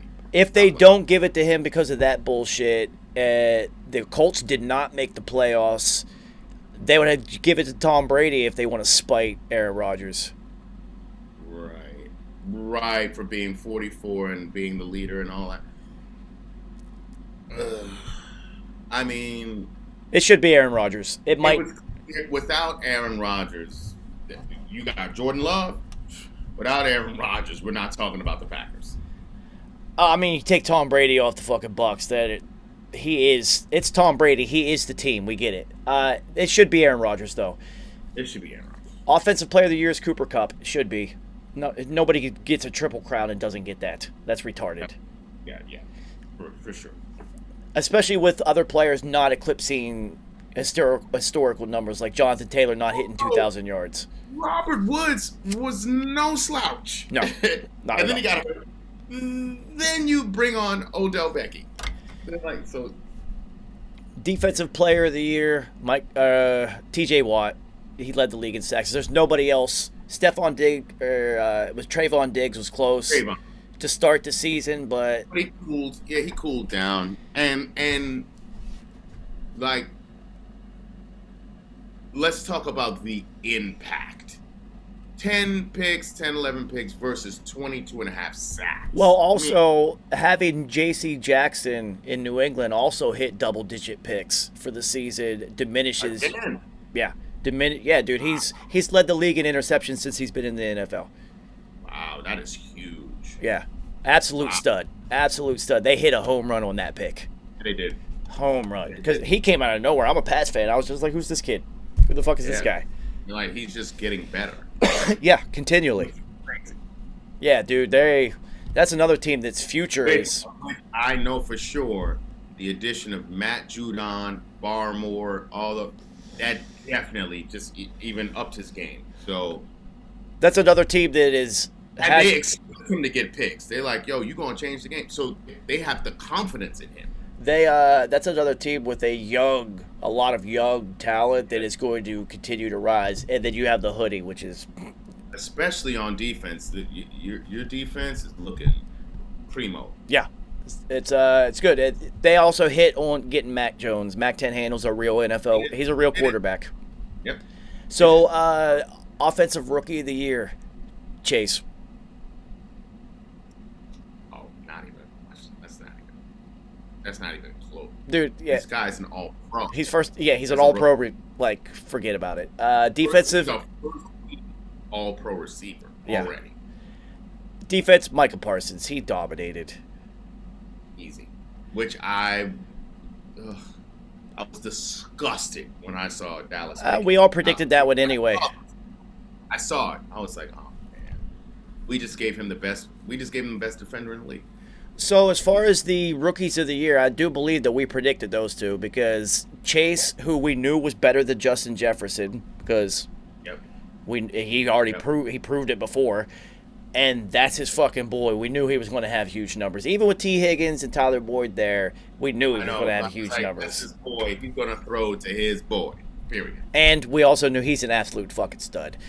And then we all knew Micah Parsons was going to do what Micah Parsons did. That was like, these were easy. These were easy. Comeback player of the year. Ooh.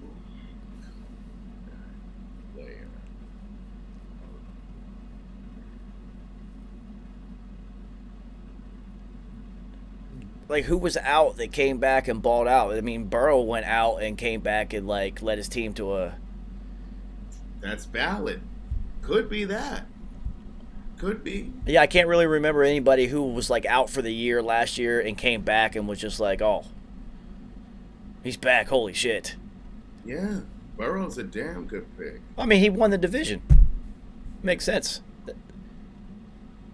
Yeah, I'm thinking about, like, who else? Yeah, I think Burrow. Yeah. Yeah, because everybody else that kind of got hurt kind of got hurt again. Yeah.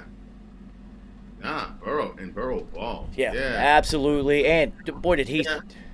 Yeah. Boy, did he take a step forward. It's got to be Burrow. I can't. Yeah, it's not much argument. So before we get to the playoff matchups, which team do you think that didn't make the playoffs has the most to look forward going into next season? Clearly, the Chargers are one of them. You have Herbert. Like, come on. We have to say the Colts simply because you have Jonathan Taylor. 7 Pro Bowlers. You have Darius Leonard. You have a rising Michael Pittman. There's this other guy, Bobby Orakele. Yeah. Who's another linebacker on that. Dope. Obviously, their offensive line is what their offensive line is. So I would say that they're like there, but they got to figure out this. Okay, so this is the other question I had before. Already ties right into this. We can skip that. Biggest mistake, off-season mistake, was it Carson Wentz? They gave him $100 million. Who else was out there? We got to take Deshaun off the table because we already know what's happening with him. So, they could have talking about going there. They could have done the same thing that they did this year with Phillip Rivers back for another year. It could have. They actually could have. And Phillip has that pedigree. Yeah. They could have. Same thing. So they could have saved their $100 million and tried to make a move this year. Now Deshaun Watson is out there. Russ is now out there.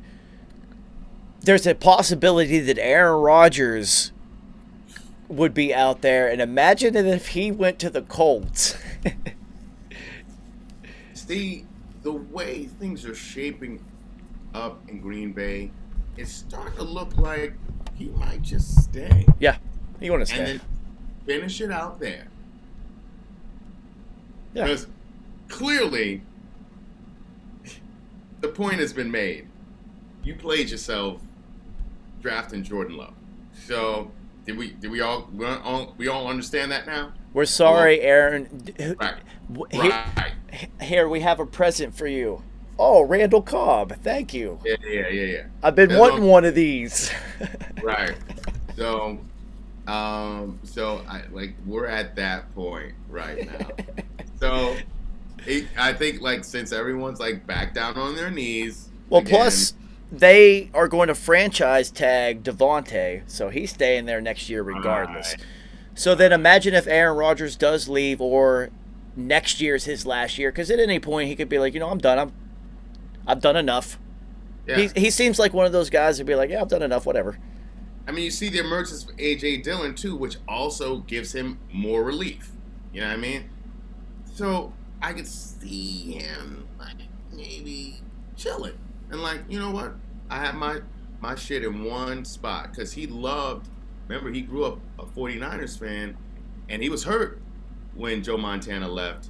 Then he had Steve Young, but he wanted to be the guy. What if Gunther Kuntz pulls the trigger, gives Devontae Adams the highest contract in wide receiver history, which he would deserve, and then trades Aaron Rodgers to the Raiders and brings Derek Carr and Devontae back together? Ridiculous. Devontae will give you whatever you want. You know Derek Carr would throw to Devontae the same volume, if not more, than Aaron Rodgers. It would be equal volume. Yeah. No question. And then it's Aaron Rodgers. You'll get Derek Carr and something else. You'll get a couple more things. Right. Which can actually help you. Right. Hilarious. That would be hilarious.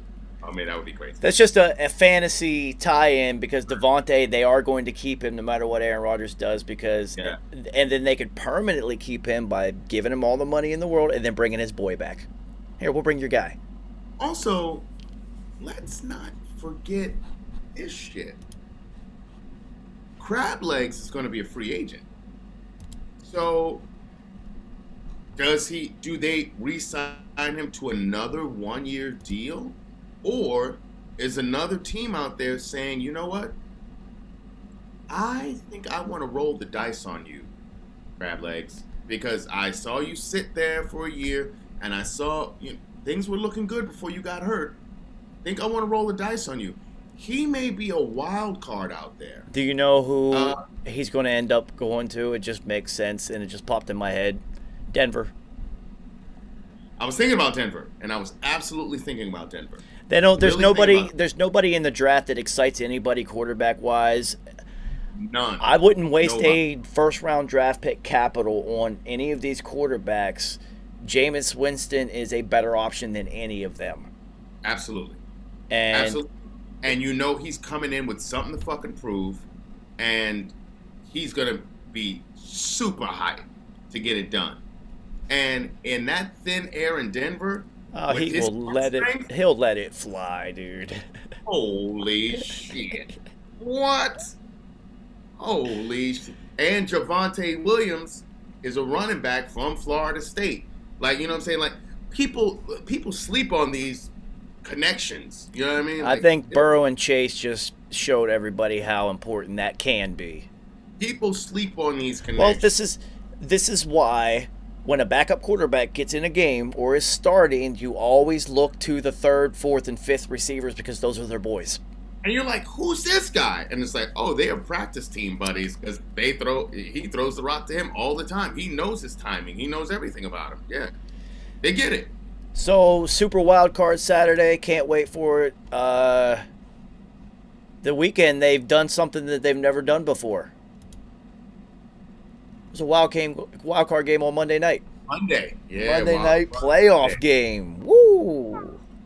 They're keeping us hooked. Good idea. Good idea by them. Yeah.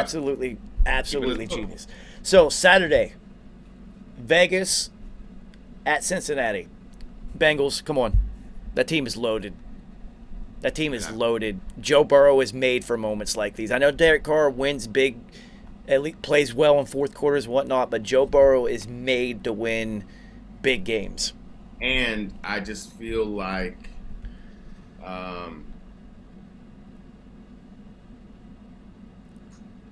the run game with Mixon won't allow Max Crosby to be a game record.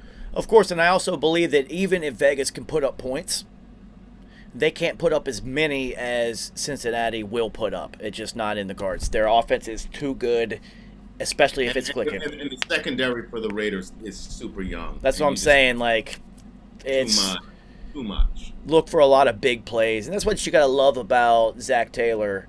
He does not try to limit the young quarterback from going downfield like Brandon Staley's stupid ass does. And you saw that. I mean, his rookie year, fucking Burrow was putting up 60 passes. I mean, you saw that in Herbert's rookie year, though. I'm going down the field, and then Staley gets there and just starts limiting, trying to analytics himself down the field, but all that then shit. when you get in trouble and you're behind, then he's like, please help us. Yeah, just go win this for me, please. You see. Saturday night game, cannot wait. Pats at Buffalo. Playoff time with the hoodie, back in the playoffs. We're 3. So, yeah, third time's a charm. This is where head coaching comes in. It's 2 things. It's rookie quarterback Mac Jones in his first playoff game. Got it. Even though Josh Allen has been there before. But it's hoodie versus the other head coach. McDermott. Sean McDermott. And also, the hoodie, not only will he take advantage of your weaknesses and exploit them, he will also limit his own weaknesses in crucial situations. He will limit the exposure to Mac Jones in the playoff game. You have 2 studs, like physical studs. Run the rock. Excellent offensive line, as always, and Hunter Henry has absolutely emerged as a good fit for them. Well, because he and Mac Jones are best friends. Makes so much sense. They live next door to each other. They look like best friends. They look like stepbrothers. Well, I have the inside intel because one of my boys out in Arkansas, his niece is Mac Jones's de facto fiance. And so his brother lives in the house with them because he's like helping them out. They're young. So I got the inside scoop. Like, Mac Jones comes home after a loss.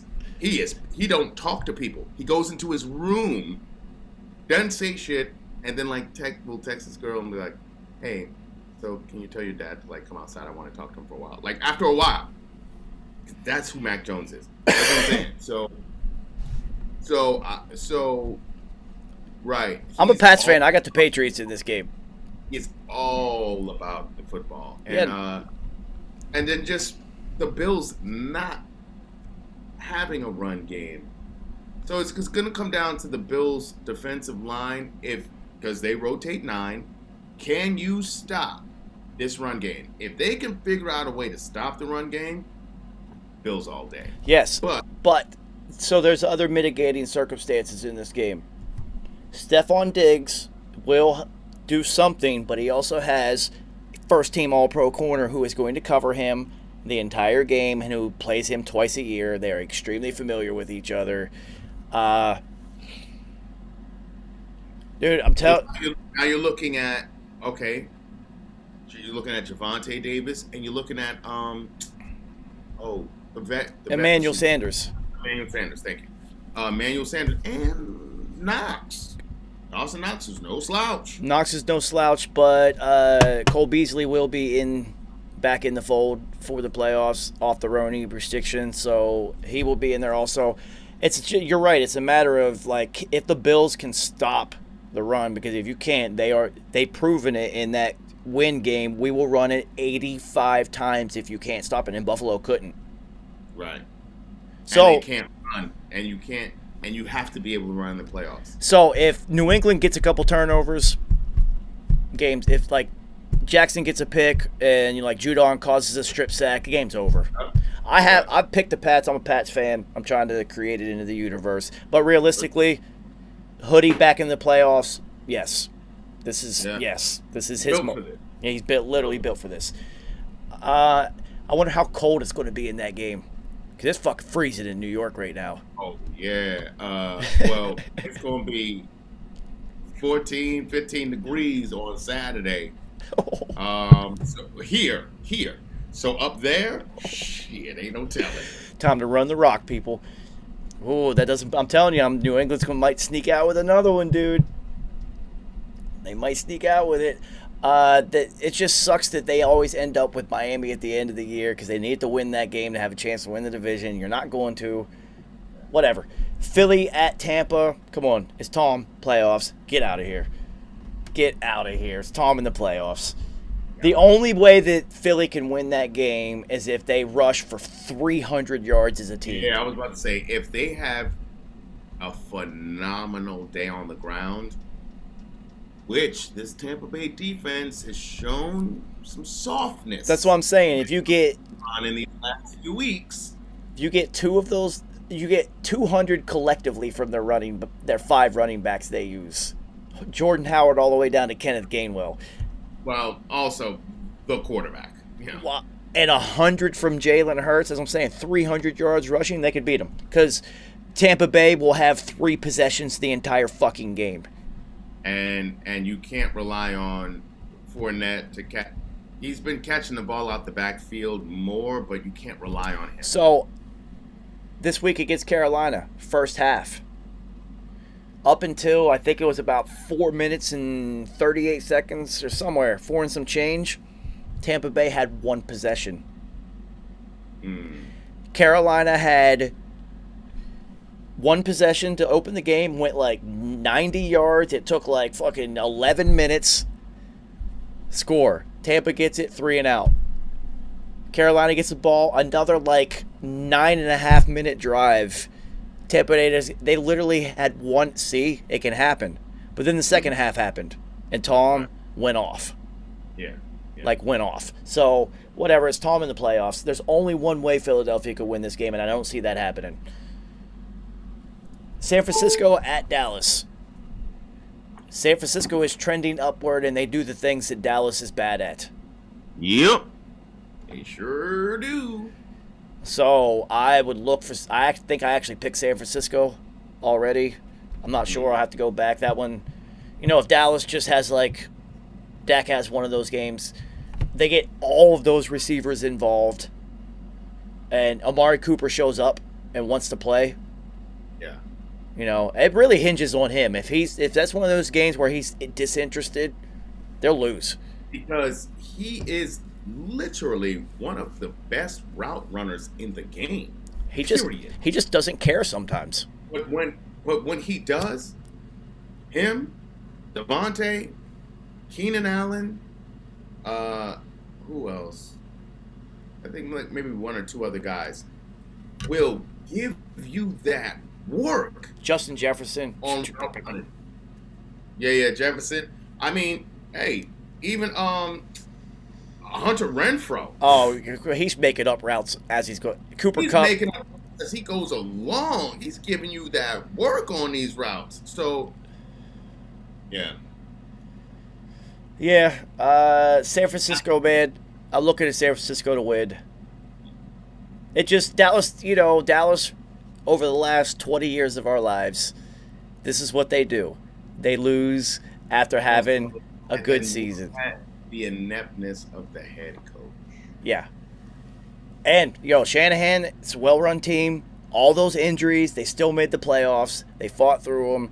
Jimmy G played. Hey, I'm about to say, let's give some props to Jimmy G. Jimmy G played great this season, knowing he's not going to be there next year. He knows it. This guy showed up, and he cussing on TV every time he gets. He's like, "Yeah, it fucking hurts," and he keeps saying, "I'm sorry," but you know how much it hurts. He keeps saying, "Yeah, it fucking hurts." It's not like, "Yeah, it hurts a little bit." He's like, "No, it fucking hurts every single time," knowing he's on national TV, and he's like, "Oh, I'm sorry," but he's letting you know how much pain he's in, and he's still out there slinging that thing. So such a well-coached team. They're so well-run.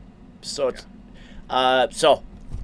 continue. Hey, this is old school. This is a '90s playoff matchup. Niners and Cowboys. This is Irvin and Aikman and Steve Young and Rice, T.O. Oh yeah. Deion Sanders switching teams and winning titles for both of them. J.J. Stokes getting spit in the face. Oh yeah, all that stuff.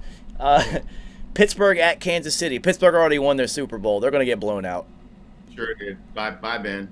They might lose by 40 in a playoff game. It might be. I mean, good for them. They made the most implausible run. There's no way that Pittsburgh team can beat 4 playoff teams in a row.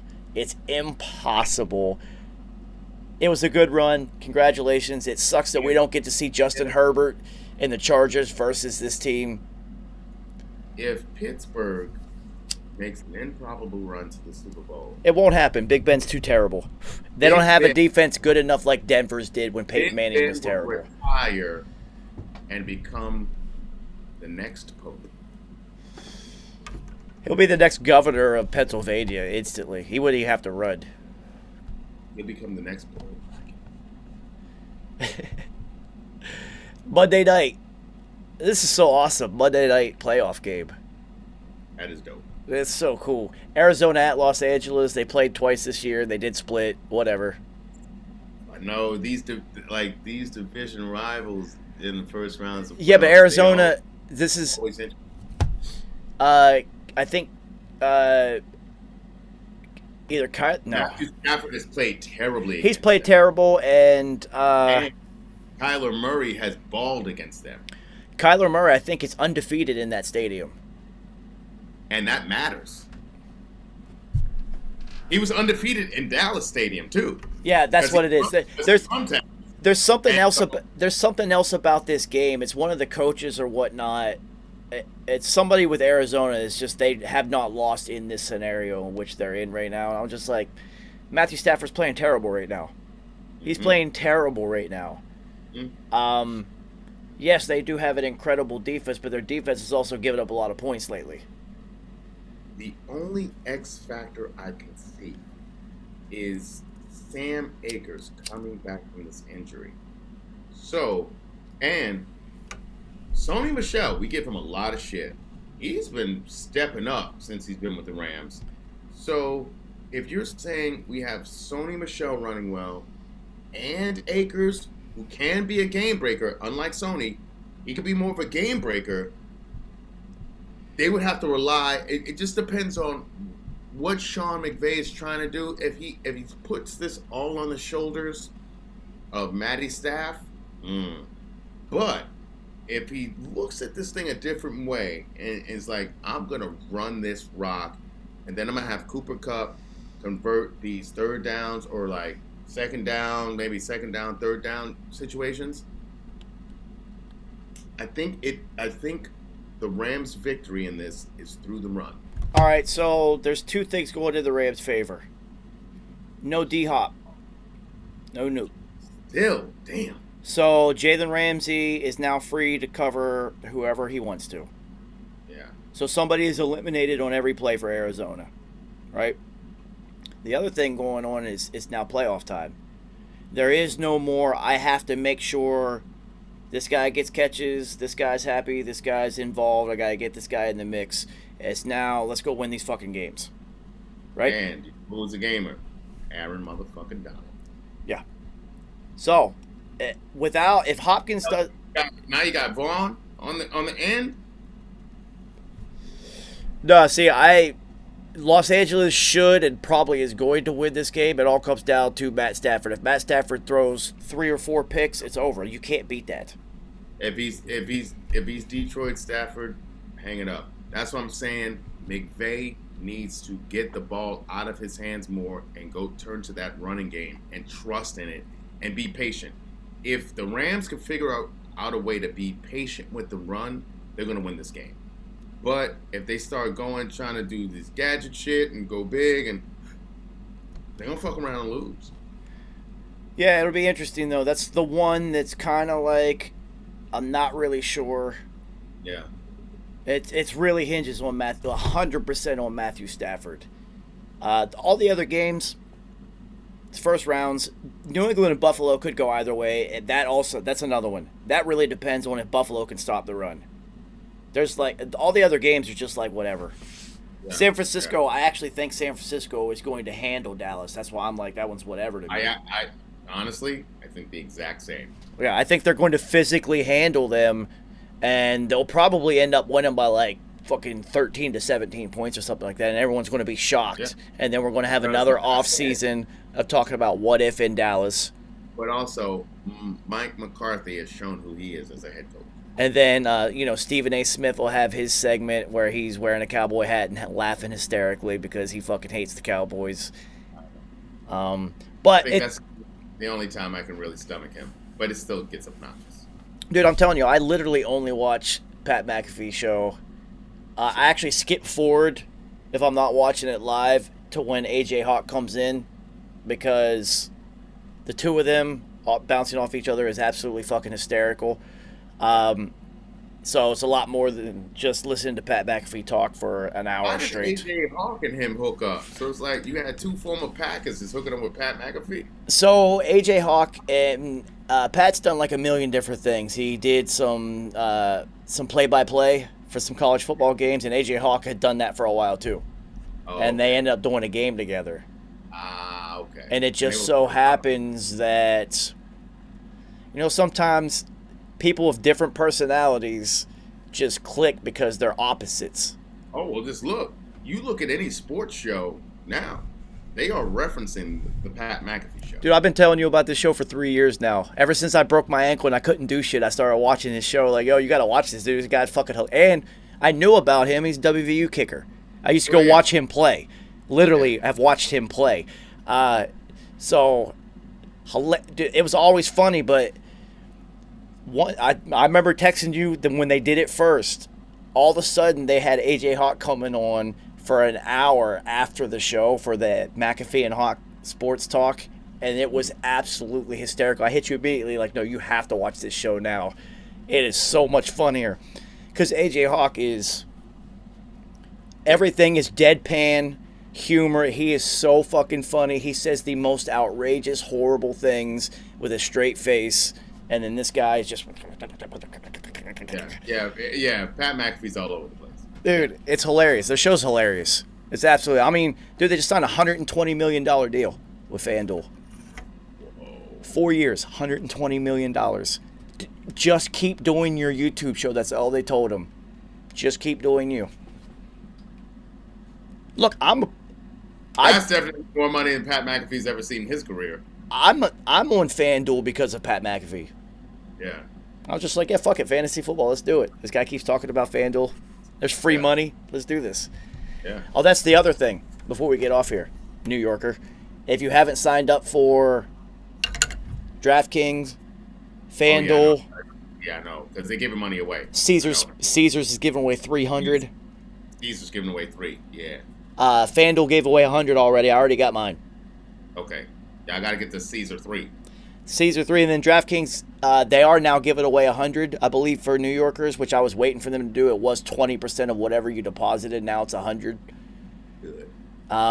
But yeah, free money if you're a New Yorker, dude. They're just giving away. It just sucks that I couldn't get my account verified because they also had, for New Yorkers, first-time bettors, any touchdown scored, Buffalo Jets, $50 bet, win $50. Right. Shit like that for New Yorkers. Just giving it away. It was for the Knicks that the Knicks would score 1 point. You lay 50, you get $100. Yeah. I was like, what? Because they know over the season, giving you that little taste. They was giving you that little taste. You're gonna give that 50 and your 50 back. Hell yeah. But they don't get everybody. Right. When I signed up for fantasy football 2 seasons ago, they gave away it was 50. They matched your 50. So I put in 50 and then just put my 50 back. At the end of this season, I still had 37-15, and then on week 18, I won 7 something. So in 2 seasons, I only lost a little under $6 to FanDuel. You did not get your money back. I'm still playing with house money. Hilarious. Absolutely hilarious, because I had a terrible year this year. I didn't win. I didn't really make moves until the end of the year. Yeah. And that's when chaos was happening, because I was just like, oh, well, like Josh Palmer at San Diego. I knew he was going to get in the end zone at the end of the year because Guyton was hurt, Williams was hurt, Keenan Allen's just going to get triple teamed. He doesn't score a lot of touchdowns anyway. Parham was out, Eckler was hurt. Somebody's got to score. Yep. Shit like that. But yeah, I'm still playing with house money, and now I got house money for FanDuel Sportsbook, and I haven't been able to bet yet, which is cool because they're going to have a New York first-time bet for the Super Bowl guaranteed. It'll be something stupid like any point scored, double your money, like just retarded. Can't wait. Dude, I'm going to get that free money. So, one of my people's has invested in DraftKings early, and he's like, yo, me and all my homies, whenever sports books went live in New York, the shares went up $15 in one day. He said we were all like, it's time to retire. New York is this. They are going to clean up in New York. You know how many degenerate gamblers are out here? I know quite a few of them. So yeah, dude, yeah. I don't even gamble on. It wasn't legal out here for so long. It's just been insane. Dude, but, I don't even gamble on sports when I'm in the game. yeah, It's fun. yeah. It's fun. It makes it more interesting. But plus, there's also, dude, there's just guarantees. See, this week, I can't wait till next season because there are just games that if you are a football fan, you know, like Pittsburgh winning those last two games against Cleveland and Baltimore, guaranteed those were wins. Mm-hmm. Guaranteed. Chargers losing that game in Week 18 to get into the playoffs was a lock. Mm-hmm. Kirk Cousins winning Week 18 to get up to 8-9, guaranteed to happen. These are guaranteed bets if you know football. Like, I was just like, yo, I actually was hitting FanDuel like, yo, I am missing out. And I even said, like, I was like, this is a lock. This bet is a lock and I'm missing. What the fuck is going on? So, who knows? Playoff time. Can't wait, homie. Saturday, Sunday. This is everybody in football, NFL football. This is our Christmas weekend. Yeah. It's 2 playoff games, 3 playoff games, and now, delicious. yeah, fuck cool. Fuck it. It used to be 3-3, which was awesome because it's playoff games all day long. You're only watching one game at a time, and everybody is watching it. Yes. And every play matters, and yeah. You can feel it. You can feel it. Every play matters. It's awesome. So when people just talk shit, they don't understand football. They're like, I don't know. They run, they fall down. I'm like, oh, you don't understand anything. You have no idea how much strategy, what is going on. Yeah, playoff football, every single decision, every play matters in the grand scheme of things. There is so much tension. Any mistake could cost you the entire game. So, Speaking of which, we didn't hit that Alabama-Georgia game. Like, look at this. Look at that former walk-on fumbling the ball and getting recovered. Alabama scoring to take the lead. And then he has the moxie to throw. He sees that they jump off sides to throw that deep pass to a freshman on freshman crime. Score that touchdown. Awesome throw. And then come back and then throw another one. I mean, Georgia plus their defense. Their defense, right. Athletes. What A.J. Hawk said today, I agreed. What he was impressed about was with Georgia's defense is how quickly holes and gaps closed, because they would look like somebody was open or was going to get a 5-7 yard run, and then all of a sudden there's 3 people there instantaneous. Oh yeah, they rallied to the ball like monsters. And in the fourth, Alabama couldn't anymore. They were gassed. Well, so All this one, that shit about Georgia getting gassed and all that, and Georgia, like, they just, like that kid Wyatt, they said dropped like 30, 40 pounds or whatever, so that he could be ready, not be gassed, be in the game, and he was a monster all game. Well, what I texted you after the Michigan game, Dalvin Cook's brother is a dude. Oh, yeah. Oh, I didn't know that was his brother. Yeah. Cook is Dalvin Cook's younger brother. Smaller, but fast. He's... Oh, yeah. I liked him. I was like, oh, okay. Ooh, that was a game changer. Yeah. I like Right him. Dude, that both rosters, future NFL players. That's all their rosters are. Literally, front to back, 100 players, all going to the NFL at some point. And you have to wonder, like, Alabama lost Mechie, 5-star receiver, and also Williams, 5-star receiver. Huge losses, especially for your Heisman winning true freshman quarterback, Bryce Young, who Mechie and Williams were his guys all season long. Well, when you saw Williams go down after making a 40-some yard catch, literally during the catch, I myself knew this game is over. He doesn't have anybody to throw it to. This defense is it's over. Yeah, because now you're looking at, you got to go run, and then you're looking at your tight end, and you're looking at young receivers who, for some reason, well, you need reps. I mean, we know this. You need reps. You can know the playbook, but you need reps to have the confidence to know that you know what you're doing. Well, I think Alabama this time, like, all right, so every other time anything happened in Alabama, there was some freshman that came up and you instantaneously knew, all right, he's now the guy. Yeah. That didn't happen at receiver because the two guys went down. They didn't have that freshman who's just like, all right, I'm the guy now. But like 84, there was 11 and 84. 84 had a big drop, which was they were gonna be right down there, or he could have actually scored.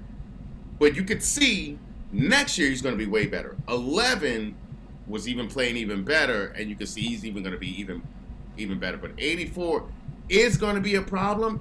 He just wasn't ready for prime time. Yeah, not against that defense.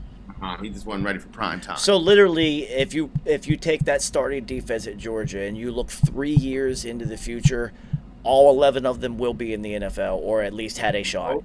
Kobe Dean, I'm just wondering where he's going to go. But that defensive line, number 88, Carter, who blocked that field goal, monster. I was like, oh my God, these guys are just... So this is what we always used to say about Alabama's team when they would play other teams and beat them in title games. Just like, yo, you can't... That's an NFL... That's a future NFL roster, and you guys are college players. Yeah. Well, they had a future NFL roster, too. Mm-hmm. They just didn't have, a Heisman-winning quarterback. They just had a kid... who's first one in, last one out, coach's son. Yeah. A lot of moxie. Yeah, a lot of moxie. Yo, that I had... It was like Winchester the fourth. You know what I'm saying? Yo, I mean, I hit you. That throw was huge because, as you pointed out, he knew it was offsides. Yeah. Which it takes... You see, Aaron Rodgers is a master at it. Tom Brady, you see elite level quarterbacks know immediately we got a shot, let's try it, whatever. Pass interference or completion. No matter what happens, we got to go. Yeah, no matter what. Even if you throw a pick, we still get the ball back and 5 yards.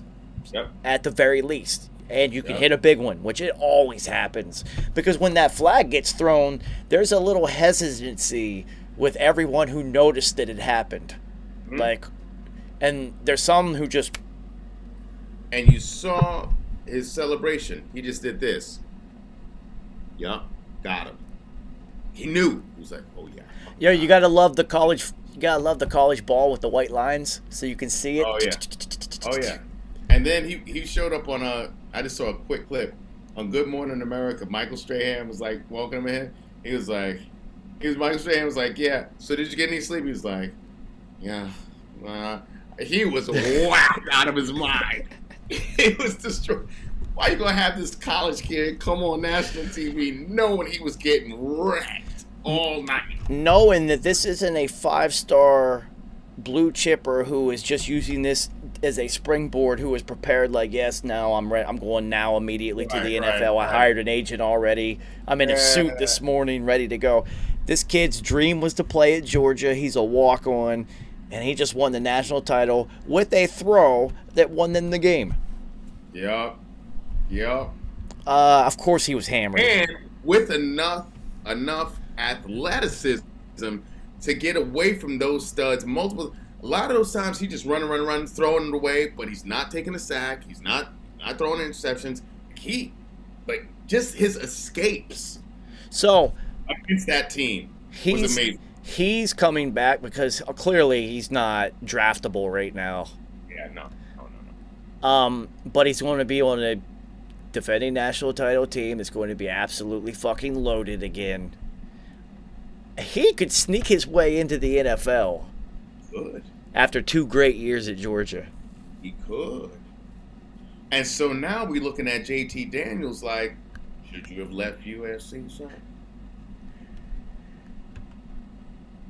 How do you put JT Daniels in now? You can't. This kid just won you a national title. So JT Daniels is looking at. JT Daniels already did the transfer portal. What do you do now? See, this is the exact same thing that happened with Alabama. Even though Jalen Hurts was a 11-1 quarterback every single year, Tua came in and won them a national title. You could not go back to Jalen Hurts. He had to leave the school. You got to go.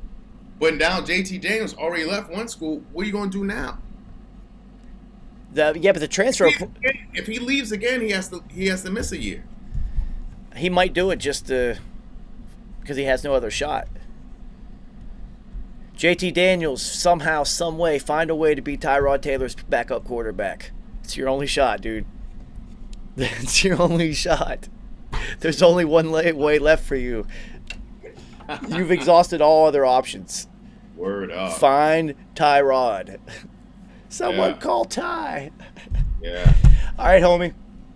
I appreciate you stopping by. Playoff football. I'm fucking hyped. I'm sure if there is something ridiculous happens, that you will immediately receive a text from me because that's what I usually unless something stupid is happening. If there's something stupid, I'm going to be like, what the fuck are they thinking right now? Like Brandon Staley. What are you doing right now? What do you think? What are you doing? What are you doing? The whole world is asking. There's a data slowdown in America because every human who's watching football is texting one of their friends and saying, what is this idiot doing right now, all at the same time. Yeah. Everybody except him was, what are you... This was Pete Carroll on the goal line type shit. What are you doing? The whole world, what are you doing? Terrible. And Mike Tomlin was just like, dude, yes. You saw him in the locker room? He was dancing? Yeah. Yeah. Good for them. Good for them. But we all know, I wonder what the spread is because we all know what an emotional toll it takes to win 2 games in a row like that and then watch the Chargers and Raiders game as a Pittsburgh player the whole time and then overtime hitting. Right. They have already reached their peak for the season. Yeah. They literally are going to get blown out. Yeah, I mean, them just making it there was... Incredible. The coup de grace. Fairy tale run for Big Ben. Because it can't go any farther. It's impossible. So, shout out to Big Ben on your career. Bigger play from Big Ben in his career. Corner to Santonio Holmes, or tripping up the linebacker who picked up Jerome Bettis' fumble. Tripping up the linebacker. Yep. I know people think it's the throw because it's a quarterback, but no. Tripping up that linebacker. That saved it. That he was going to score. Yep. And Big Ben is one of the most unathletic quarterbacks in NFL history. Mm-hmm. Who was successful. Yeah. He's not fast. He's not nimble by any means. He lumbers. Like, he got turned around. He shoestringed him. Yeah. Desperation. Yeah. And because you know how football works, now that there's in-game betting, I would have bet $1,000 that kicker was going to miss that kick because the football gods were like, Big Ben, we're going to reward you for that play. Absolutely. Guaranteed. There's shit's a fairy tale. We're living in the Matrix. Get used to it. Homie, I'll be in touch. I appreciate it. You know what it is. Fuck the Cowboys. All right, everybody. I got things to do. I'm up to something, as always. You know what that means.